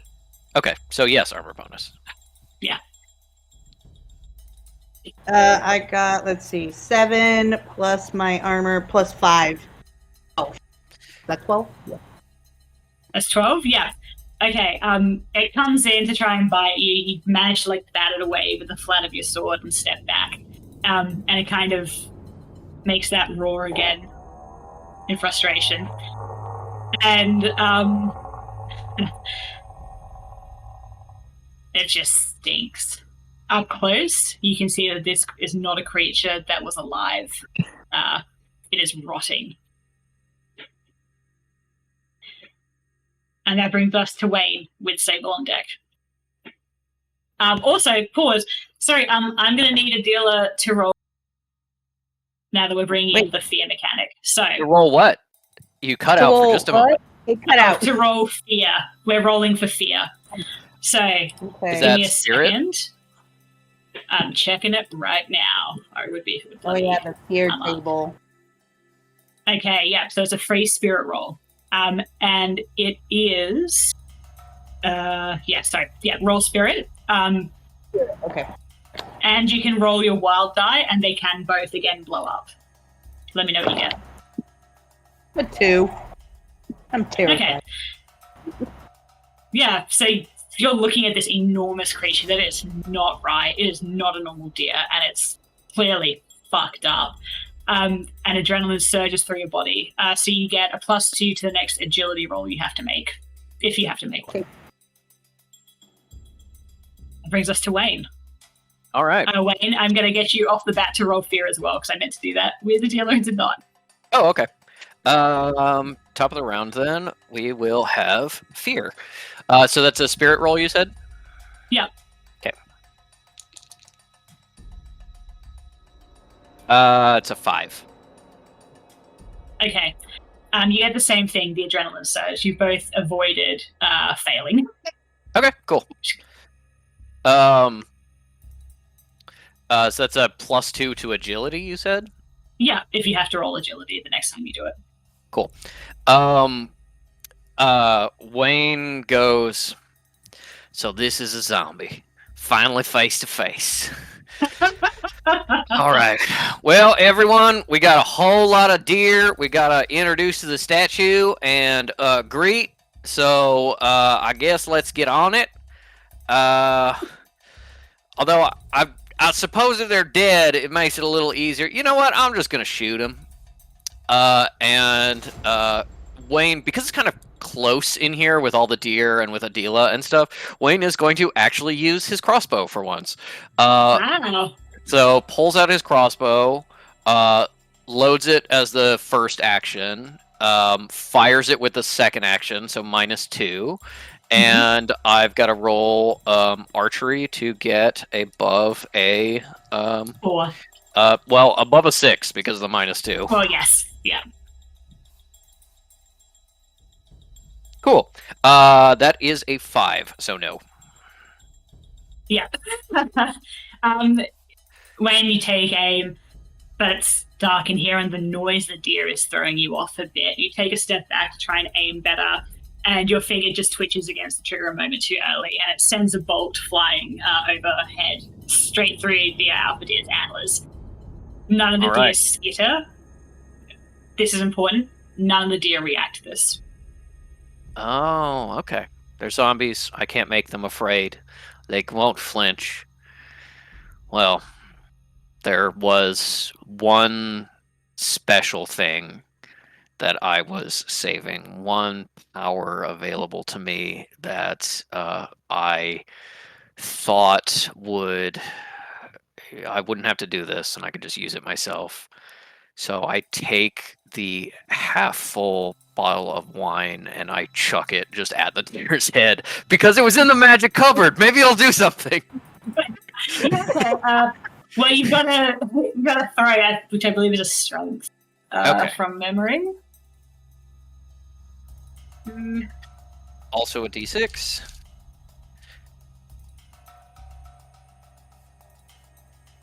That is another 5. Just give me a second. I just want to check something. This godforsaken. There are specific throwing mechanics, but we are in a Yeah. pretty small space. So since I'm not throwing it far, maybe it goes by archery rules. Yeah. That's what I was thinking. All right, let's do it. So it hits. It smashes into the chest of the alpha deer, drips off, doesn't do anything. Did that wine for nothing. Yeah, and the shards of glass cut into its chest and just stick out. It does not phase at all. Well, I'm out of ideas. You said there was like a door behind the statue, right? That leads deeper in?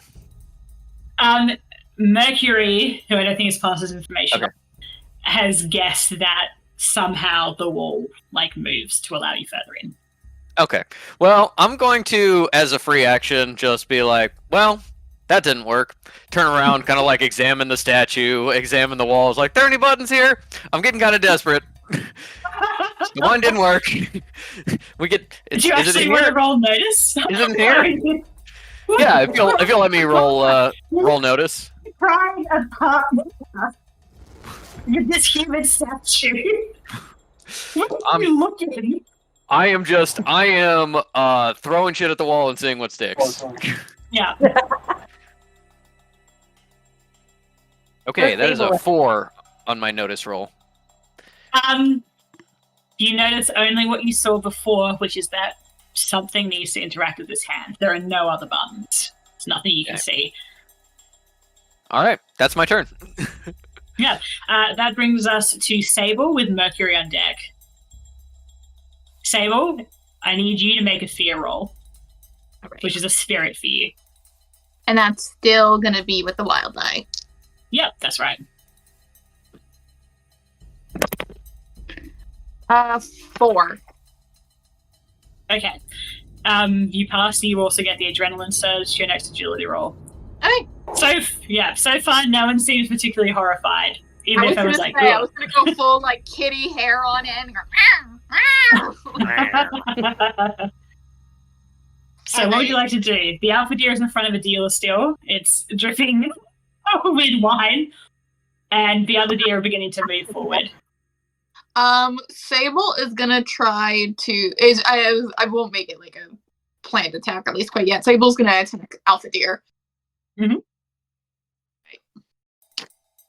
Blah, blah, blah. My D10.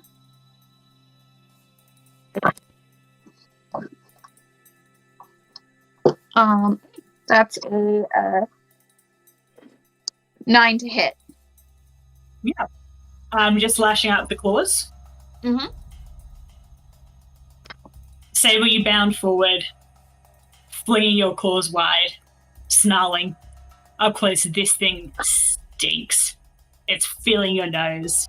You can't shut it out. And so you break into its chest where the wine hit, come away with ropes of skin. Nothing. No reaction. It is just waiting for an opening to bite at you.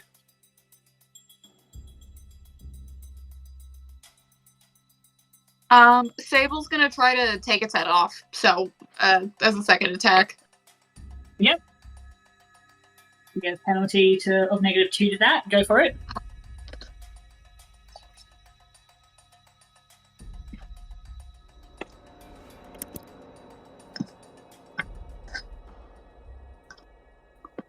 Yeah, that's a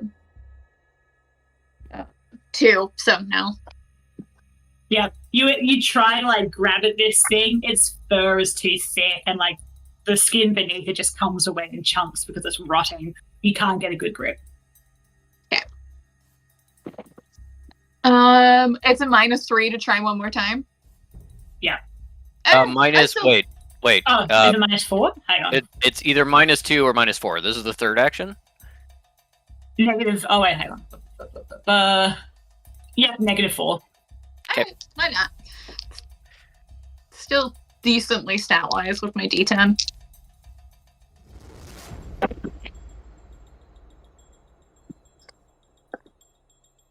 You said -4? Yes. Also, sorry, this is a good point to remind you guys that you have 3 bennies that you can. Oh, right. Mm-hmm. And then a Benny is a plus? A reroll. A reroll. Yeah. All right, I'll take the Benny right now. Why not? Yep.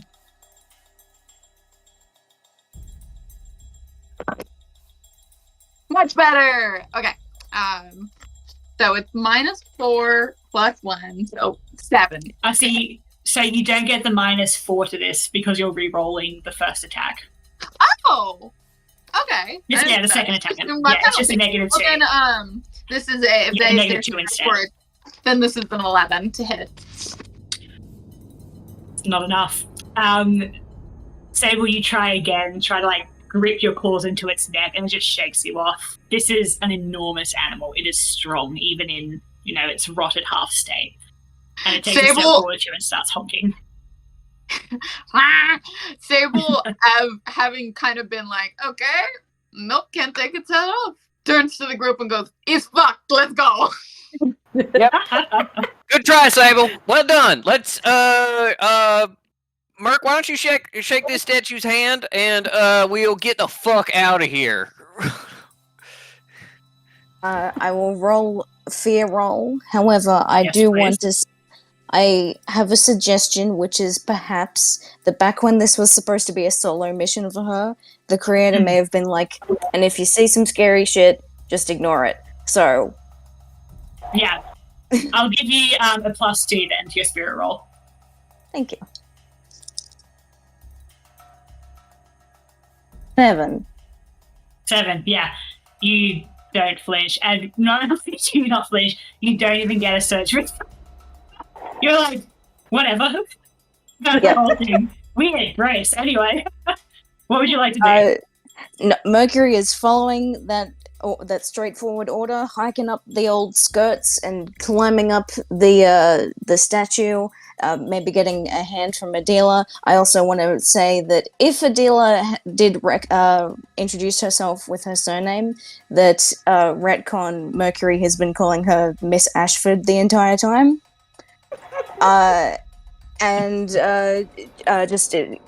Like glass. Does one of these ones, To the statue? Yeah. Okay.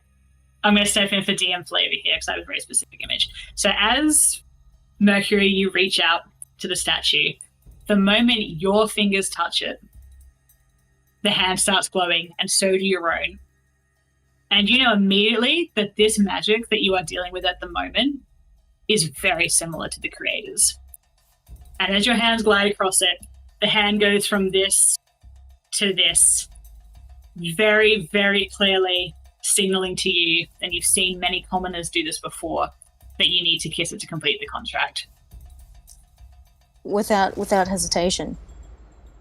You press your lips to it, the entire statue glows bright white. You can feel the magic against your mouth, in your hand. And then the statue lets go of you, returns to the upright position like this, and behind it, the rock face begins very slowly grinding open. She has a moment of of this recognition of similar to the creators' magic technology capabilities, and going, okay, that's sus. Peers over the shoulder of the statue and goes, "I think I found our way out of here." Job, Merc. Everyone, we don't need the deers to say hello to the statue. The statue was into Merc, gave it a little smooch, and we are good to go. All right, so Mercury, do you step through? You're the closest. Mercury hops right on down, and yes. Yeah. Do you want to do anything else before you end your turn?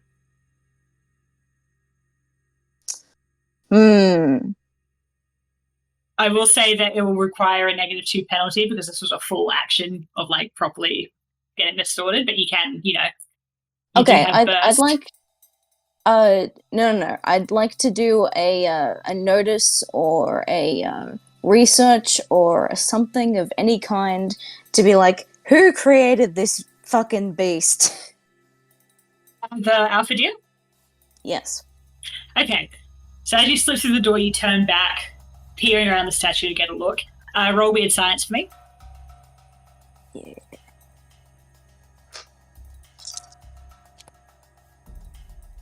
9. You're peering at it.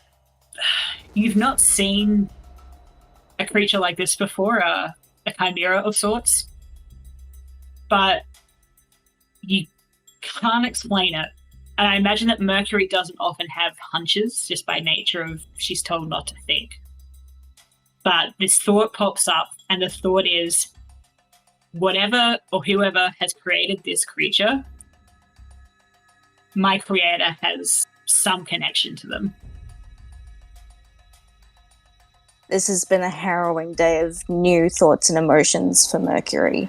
You have 3! God. 3. Too many! 3 too many. Creator's And brother. 3 new friends. I wonder if that's Yeah, like one for each. connected. Crater's Um, brother, Rotrak.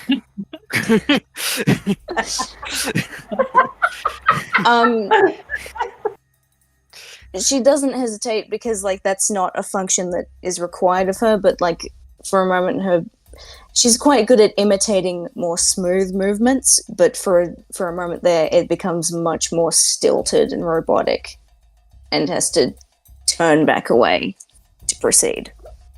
Okay, that brings us to all the non-alpha deer with Adela on deck.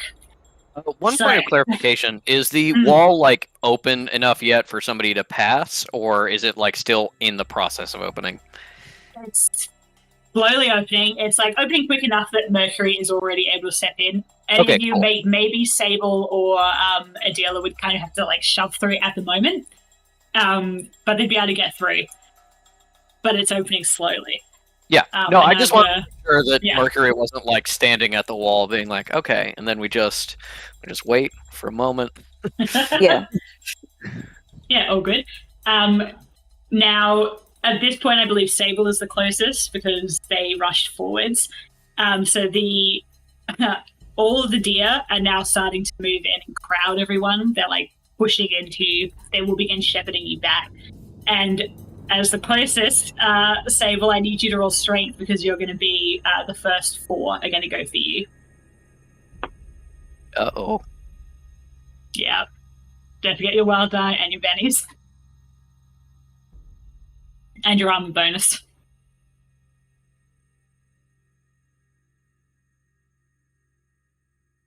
I will take another Benny. Yeah, what'd you get? Because I got a 6, so you might not need it. Oh, I got it too. Oof. Yeah, you're gonna. Yeah, fair. Do you roll again when I do a Benny? I don't roll again. You re-roll again. Then I will now have a 10, including armor bonus. Nice. Very nice. All right. These 4 deer crowd around you. They are not quite as big as the really fucked up deer, but big enough that they could easily shove you over and are trying to nip at you, trying to bite through your fur. You manage to like shove them off and retreat. The 3 remaining deer they want to get in at Sable, but Sable is somewhat surrounded. So instead they're going to move to the next person, who is Adela. So Adela, I need you to also roll to see if you beat a 6. What am I? Oh, my strength. Your strength. And don't forget your wild die and your armor bonuses. And also, we're only playing for half an hour more, so feel free to use a Benny. Yeah. I got a 9. Nice. Yeah, okay. These things are like trying to chew at your chainmail armor. You like to step back. They can't get a good grip. But they're coming closer and closer, and they look hungry.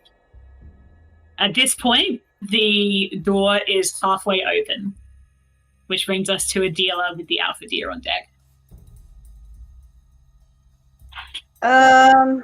Adela kind of realizes that she's not going to kill the deer, but she needs to kind of try and do something so she can make sure everybody gets to that door. So with her long sword, she lunges violently forward to at least try to get it to retreat. So for that, do a D8 and a D10. Do I still roll wild on that one? Or just You my do. two? I was going to say, you can use sweet each turn as well if you want. true, but sweep is -2. But lunging with my Yes, that long is the risk. sword doesn't give me that. Yeah. So So you're just lunging at the big deer? yeah, lunging at the big deer. Yeah. Because I'm just trying to get the fuck out of dodge, and I have to like back the fuck up from it. Yeah. Ooh. Okay, that's a turn. So then I got 13. Nice. I'm probably not going to be able to beat that, but let's see. No, I can't beat that at all. Okay. You sweep forward with your sword, and you're not really aiming for anything in particular. But as you do, you hit it at just the right angle, and it sweeps along the neck. And then the creature roars, and you see it's kind of struggling to keep together.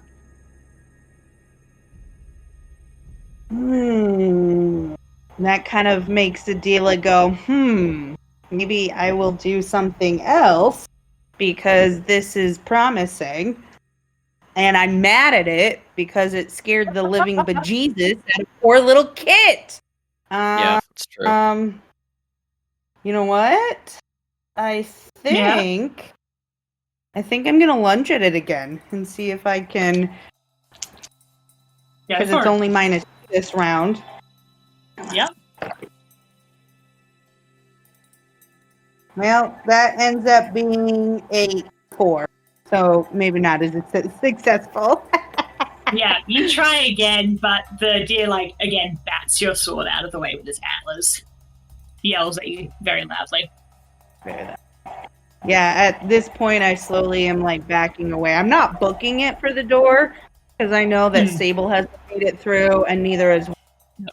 I'm kind of, fighting guarding retreat. them. Yeah, Mhm. yeah, exactly. That's what I'm doing at this point now. Nice. All right.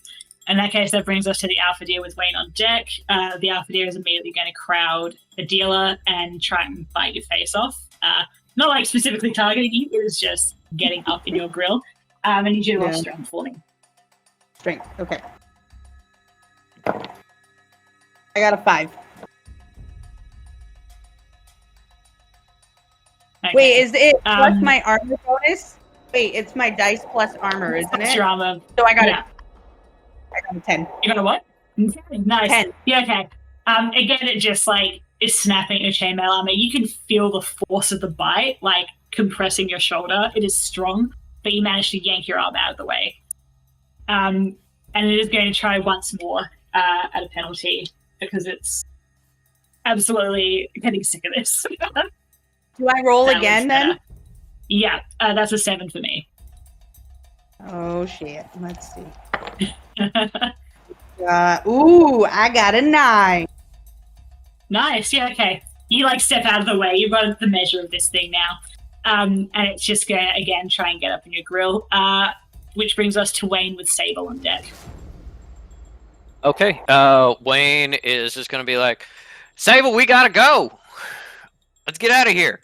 And is going to step through the door, immediately try and find a way to close it after us so the deer can't follow. Can I do a notice roll? Absolutely, you can.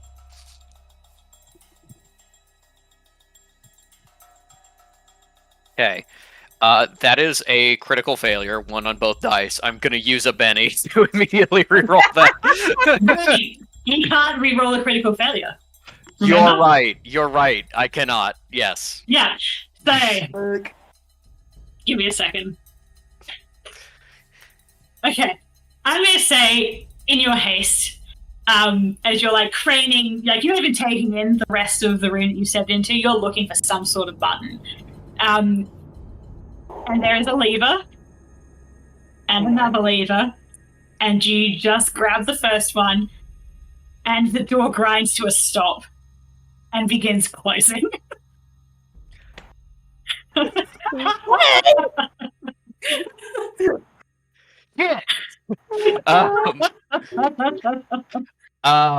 I think Wayne is going to then he has only noticed the first lever, or he's noticed both.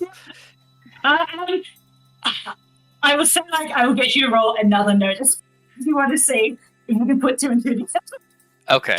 Yes, I will do that. And this is second action, so we'll say -2. Yeah. Okay, that is a 3. You see the second lever, but now you're full of doubt, and you're like, well, what if this makes it close even faster? I think Wayne is going to think that he's fucked over his friends, and so he's first going to try and put the first lever into the other position. So you flip it. Yeah, I flip the first lever back up and see if it stops it. Yeah. So because it's such a big door, it has to stop first before going in any other direction. What happens though is that it grinds to a stop. There's just enough room that someone can get through. But now, like, you don't know what's going on. It's not moving.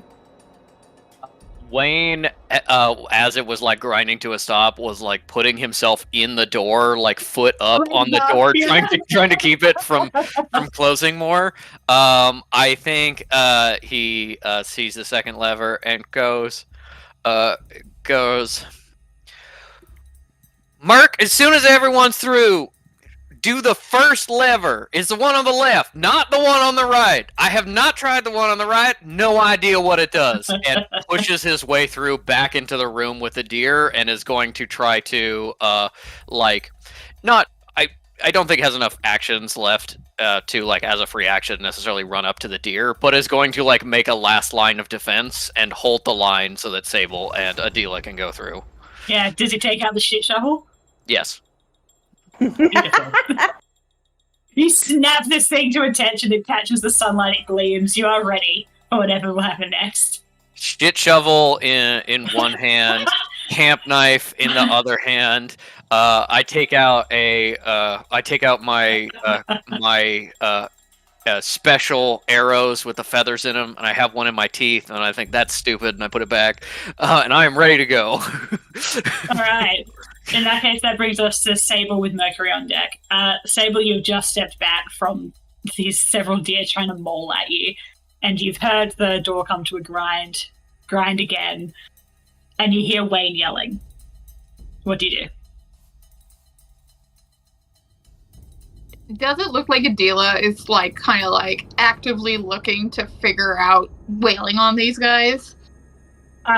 I'm going to say you'll have to roll a notice just because so much is going on, and Adela hasn't said anything.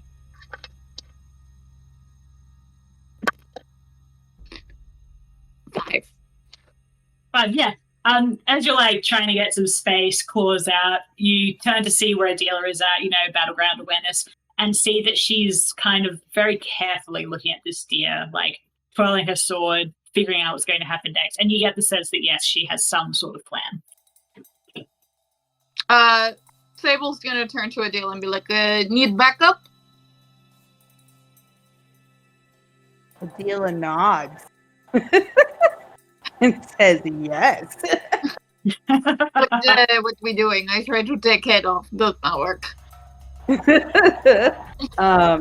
Adela, not taking her eyes off the deer, says that I did get one. No, I sliced it with my sword, and it kind of reacted. That's the most I've gotten from it.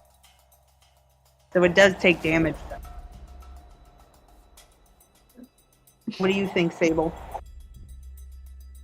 I tried to get with my claws. It's not very... Maybe claw not good as sword.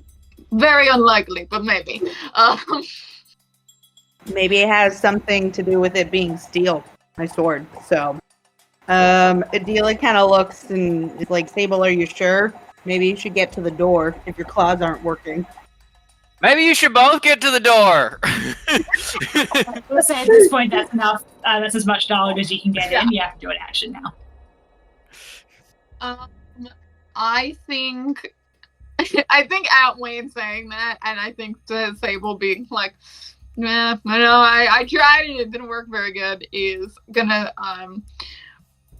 work to get back off to the door, and seeing like Wayne trying to like put his hands and legs out to it, will probably just shove Wayne through the door.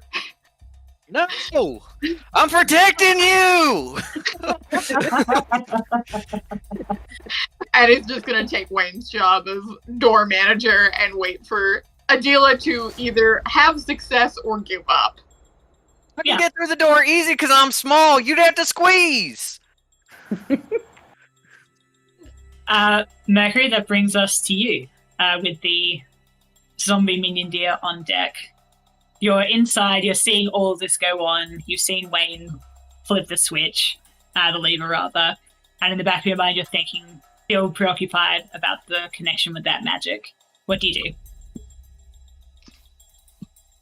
Everyone, we seem to be having some issues with the door. Shall I attempt to open it up again by interfacing with the statue? I don't think we want you out in the statue where the deers are, but if you can figure out what that other thingamajig does, that would be helpful, I guess. Oh, the lever, Mr. Dwayne? Yeah, if you know how you just like you want to like pump the brakes on your car just a little bit, just like, I don't want to slow down, I just want to be going a little bit slower. Maybe you flip the lever like forward and back, just open it up a couple more inches. A car. Yes, I think the creator has mentioned a motor vehicle before. Yes, let's get the level. Elven technology, man. On your wagon. Alright, so are you rolling notice or weird science for me? Weird science, Either one because will- it's big. Yeah. Bad. So I'll use a Benny. Yay! Go for it. Use it because I can't. 8. Okay. You're sizing up these levers as Wayne's yelling and everything goes on around you. Independent beings are very messy and distracting, but you can shut them out at this point. You're well practiced. And as you look at the levers, you think of the creator's home, the home you live in. And you think a little bit more and remember how the creator loves to put on a bit of dramatic flair when someone's visiting him. Whether it's, a dramatic wall like turning to reveal another room, whether it's candles lighting up independently. You get the sense that this is probably the same situation. Nothing like a slow door gliding open to something with. But it's not always practical to wait around for a door open. So you get the feeling that the other lever definitely controls the speed, and at the moment it's stuck up top to the smallest. She grabs it and yanks it down to the fastest. Yeah. Is anyone standing in the door at the moment? Or is Sable Sable was standing pushed, outside of it? Sable Sable was pushed was. Wayne through. Was Sable in the doorway or like a little in front of it? Because Wayne was in front of it, being like, I'm gonna hold the line, I'm gonna guard your back, while Adela and Sable, squeeze themselves small to get through. And then you said Sable just like shoved him through the crack and like took up his spot. So you could be in the door, or you could just be like before the door. In the door was my thought. Okay. Okay, Just so trying to use the big bulky shoulders and like an elbow to be like, I not gonna get it smaller. So when Wayne flipped the lever back up, he didn't notice this, but you have Mercury. It's actually stuck in a neutral position. It's gotten jammed somewhere. So the door's not moving either way. You're going to need to pull the second lever to either open it or close it further. Okay, well,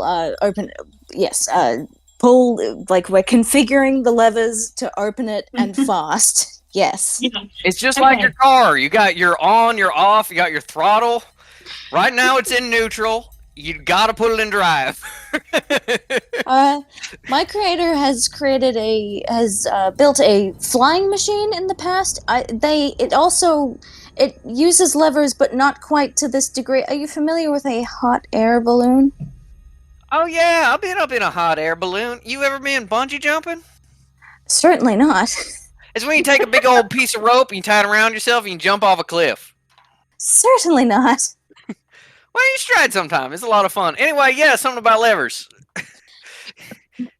Yeah, just that Mercury's trying to explain, like, I have basic familiarity with what I'm supposed to be doing, even though if I don't know what a car is. And Wayne has -2 with all magical and mechanical devices, so he is actively a hindrance. Alright. Wayne has -2 to all magical and mechanical devices. No wonder the relationship Yeah. with Mercury is what it is right now. Yeah. Alright, so I think I'm going to need you to roll repair, because effectively you're unjamming the door, which for you is a d6. Yeah. Double 5s. Alright.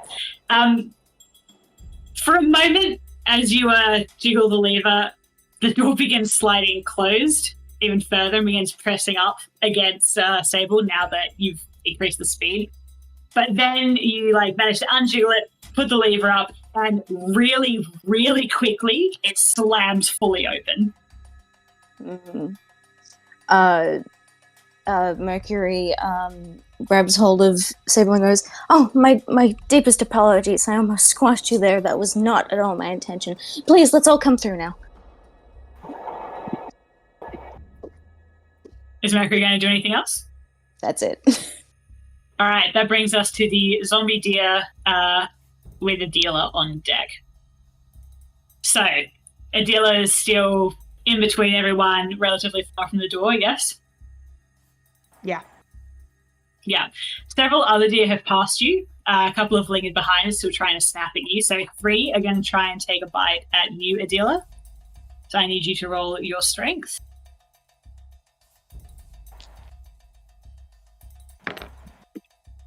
Mercury will have called out to Adela to join them. Lady got a Ashford, 21. please! You got what? 21. Jesus Christ. Oh my god. All right. These They break deer are their antlers on crowding you. Yeah, literally, these deers are crowding you, but they're not as rotten as the alpha deer, but as they try to sink their jaws into your shoulder, one of their jawbones just falls off. An antler snaps off as one of them tries to ram into you. You're without even having to actually fight necessarily, you're just smacking at them and they're reacting to the stimuli as you step back and back. The other 4 deer are going for Sable, so I'll need Sable to roll strength, please. Can Sable get 4 deer attacking them? Because if Sable's in the doorway and you were 4 deer have Sable surrounded, Sable can only be attacked from the front right now. Well, the whole doorway is open. Remember, I said it slammed Oh, open. right. It's slammed open. Okay. Yeah. So these deer are coming towards you. Give me a strength roll. 10. Yeah, nice. These deer are not very, they're not fighters that way. They come towards you. You manage to just shrug them off again as they try to bite into you. These are not strong animals. They are not built for actual force. They're prey. But they are close to the door. And they are trying to get in. In fact, one of them does get in with its remaining movement and is now in the next hallway with you all. Yeah. Which brings us to a dealer. Okay, let me make sure. So we've got, let's see, scary big alpha deer, me, and then I just batted away the 4 other deer. Is that right? The 3, rather, yeah. Or the other 3, except for the one in the hallway. So at this point, because the alpha deer is kind of staying there, I've kind of given up trying to go after that, and I'm fuck this, I need to get these deer out of here. Then that one deer, we need to get the fuck out of through here. So Adela decides to use sweep to try and get them out of her way. Yeah. Which is... So she only got 4. Fucking -2. Yeah, and my dear rolled pretty well. So, so you I'm try gonna to use sweep. Benny. I'm gonna use Go for Benny. it, yes. Aha! There we go. Heating up. Okay. I got a 9. Nice, yeah. You managed to shove the ones in front of you back with this sweep. Again, like you open up wounds. None of them react because you haven't hit anywhere specific, but it gives you enough space to move back. Now you can still keep moving. The deer are between you and the door. You can potentially get around them, but you're going to have to roll for agility because they're taking up space. And it'll be don't I get you get a plus plus 2. But Am I because it's a agility? second action, you would Yeah. because it's a second action, you Oh. would normally get a -2, so it cancels. Yeah. But unless I decide to use my second Benny, because it's get 3 per each session, right? There it is. That's true. That's very true. What did you roll? We'll just see. We'll see how I roll. Yeah. Okay, so 2d6s. Oh, yeah, we're going to use the Benny again, because that would have been the 0. Wow. Oh, eating it. Wait, what if both dice get 6s? Do I roll both of them? 'Cause they Yeah, Roll roll both both of them again. again. Whichever total is higher is what Yeah. wins. So like, I try to be like, okay, I'll set this one aside and I'll just roll this one until it stops acing, and then I'll do the other one.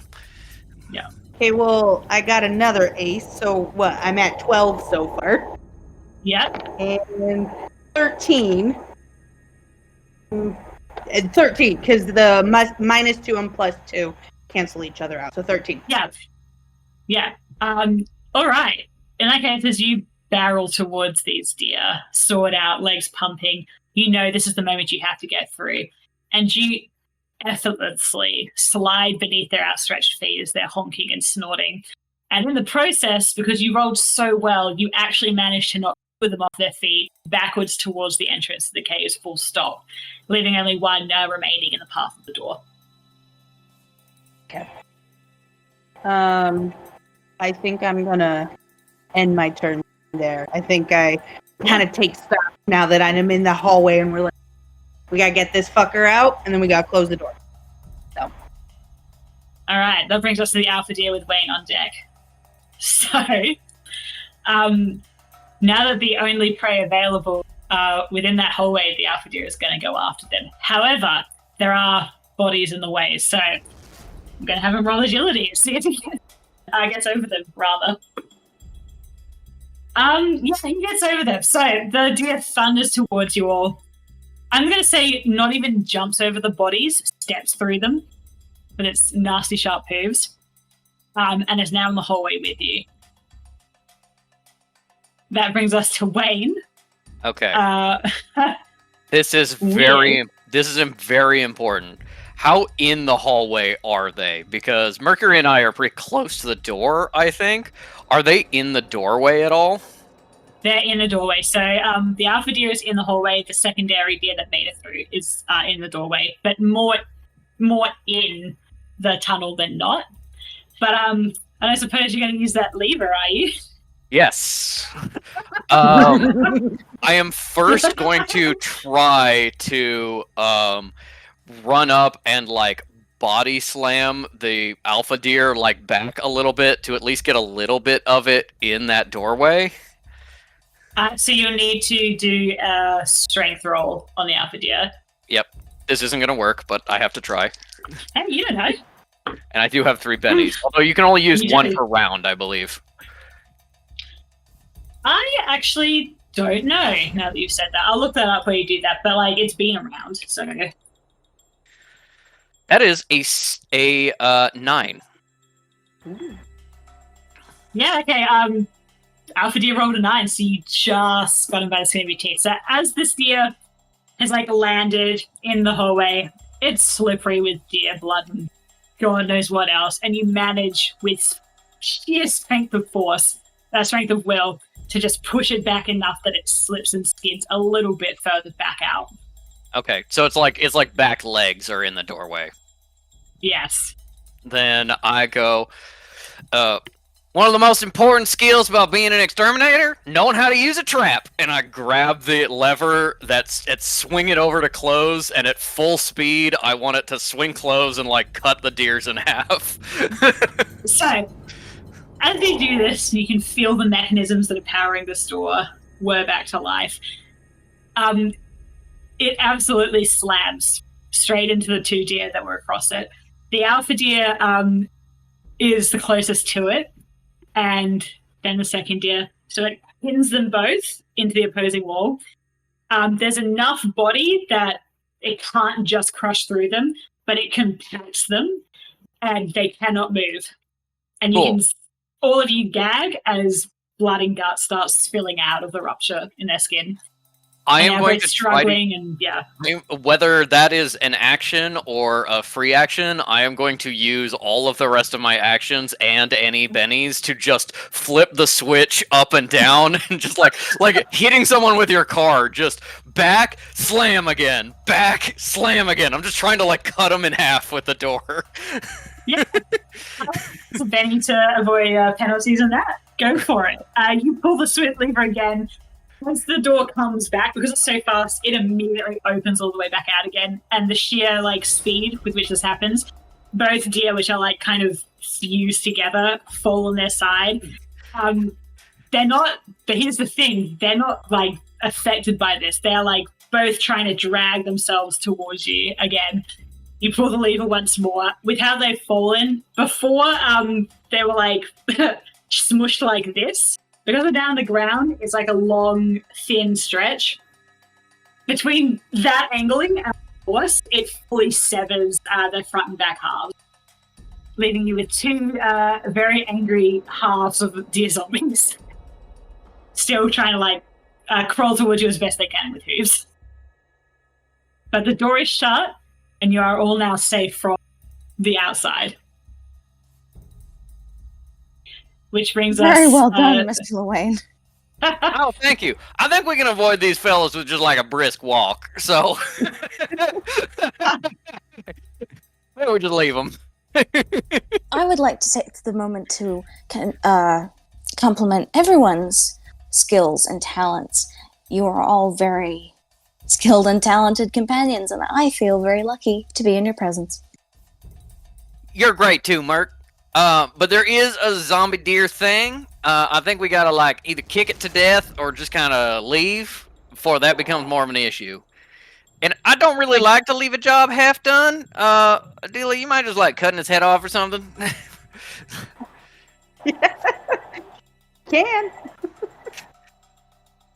Yeah, I will say that we're now out of combat proper because these 2 things cannot move quickly enough to do anything properly. Take a swing. Okay. I want to say that you don't need to roll because they're at your mercy now. It's just a matter of how long it takes to cut through their hands. I got Mercury interprets. 6. Yeah, that's fine. Sorry, what were you going to say? Yep. Mercury interprets the job half done as a deliberate pun and goes, Wayne did not, but yeah. yeah. I think Wayne tries to hand Sable his shit shovel to use as an axe to cut it apart, being don't get your claws dirty, and just is trying to pass it over, and then is at the lever, opening the door and being I'm over here, come on, and trying to get more of them in the door.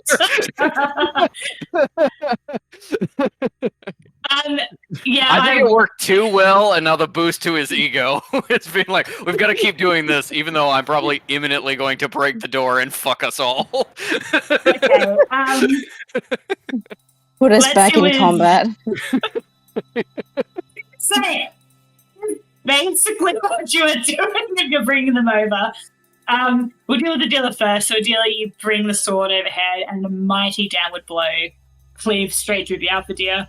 Same again with the remaining little deer. Wayne, as you open the door, these things are already at the door because they're following the last bit of noise.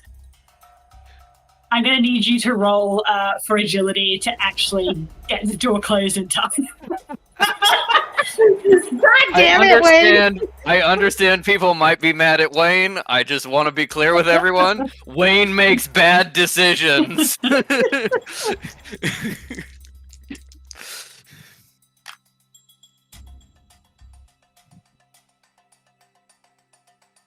That is a 10. Oof. Yeah, perfect. These things are right in your face, but you're a cool, seasoned operator now. You know the ins and outs of this door. You know how quickly these animals move. It's nothing to you. And you time it so perfectly as the first three just step over the entrance, their necks passing through the door. You slam it shut and sends the three heads cracking it together, smashing into the opposite wall, immediately severing them. The heads fall to the floor, tongues out. Do you want to do it again for the remaining four? Of course. this Wayne is only getting reinforced by this working. If nobody yells at him, he is gonna keep doing it. This is also being like there are zombie deer, and we were hired to kill zombies, and I'm an exterminator, so I finished the job. These zombies are too strong. I can't kill them. We'll have to regroup. Oh, I did something effective? Well, I gotta finish the job now. So you pull the lever again? Is anyone going to say anything? It's not helped by the fact that Wayne and goes, "The fuck are you doing right now?" The head's very the bad. head's top of the Yeah. floor. Yeah, but it doesn't deter him. He just questions him, but he is too set on that door. It's like a rat trap. It snaps the necks, except it's worse. Yep, roll agility again, because as you open that door, the remaining deer are already there, and somehow even close to the previous, they're like, the moment the door opens, they're like falling forwards. So you've got to roll well this time.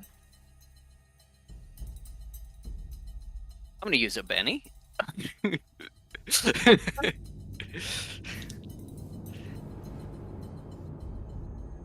Okay. Benny, you take the higher of the two results, right? Uh-huh. Okay, that's a 4. Hey, a 4 is a success. Because the 4 is the bare minimum of success, and I'm very generous because this is very good and funny. Again, you don't flinch. At this point, you might as well be smoking a cigarette. You look so cool and calm about the whole thing. And you yank the lever back down again, just as the 4 deer get their shoulders in, muscling past each other.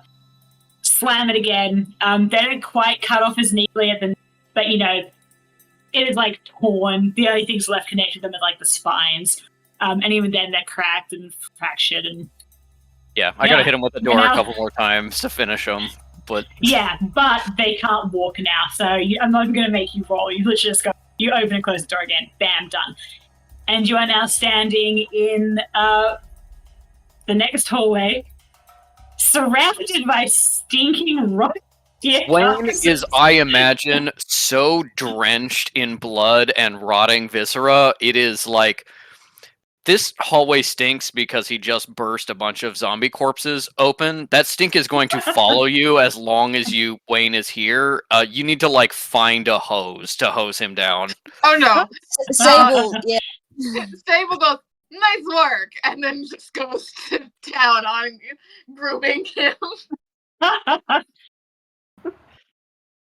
right, Everyone, I so- did it. What did I you did say? it. You finished the other one? You finished the other one yet? Oh, yep. Nope. Get him there. All right, now I need you all to roll notice for me. That's not what we want to hear. Also, Sable, while eating deer, while licking on deer guts, is deliberately like, "Oh." Yeah. All right. 10. 3. Nice. Hey, that's all I need to hear. All right. Oh Hot my god, dude. you're not one. Oof. Critical failure and a hot 2. We are both very distracted. It's bath time. It's bath time. Yeah. All right. Unlike the previous rooms, The roof is intact. There is no dirt, no dust, no cobwebs. Completely untouched by the outside world.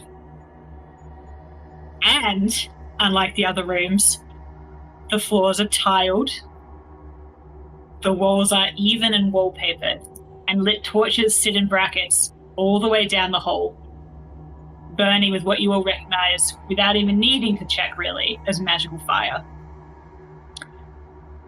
You're at another crossroads. There's 2 doors either side. And ahead of you, the way forward is blocked by rocks, a cave-in. You can see the shattered remains of statues either side of it, but long since gone. You'll need to find another way forward. And Wayne, as you... Oh, sorry, no, who rolled the 10? Was that Wayne? That's Sorry, Mercury, who is actually paying Mercury. attention to what's going on. Yeah. Mercury, as you take a step forward into these holes, the first thing you think is that this is not elven architecture, contrary to what Wayne was saying. But you can see elven magic in the make of the torches. And then you look a bit further, look at the cave-in, assessing, seeing the statues. Same material as the others, but you can tell from the half-shattered torsos they weren't outstretched, decorative perhaps. And leading out from the cave-in, from the enormous rocks, is a smear of old blood leading all the way forwards to where you stand. Long dried, but blood all the same. And it occurs to you for a moment that it reminds you of the Creator's home. And the next leap of logic is, well, if whoever was here had something to do with Dia, there's probably something else in here that you might have to deal with. Yes. And she's regarding this disturbing, disquieting scene and the strap of blood, all with the very pleasant smile stuck on her face. And I think that's where we'll end today's session. Mm-hmm. I'm so glad that Mercury got a high roll on that, because if Wayne was the highest, it would have been like, oh, magic torches. I guess we'll try to burn the zombies and get rid of them, and just like absolutely lock yourself in a room with flaming corpses and smoke and no airflow. Excuse me. You are excused. All right, we want to take Craig out. Yes, let's. Take him out. Okay. Bye, Craig. Closing you in a door.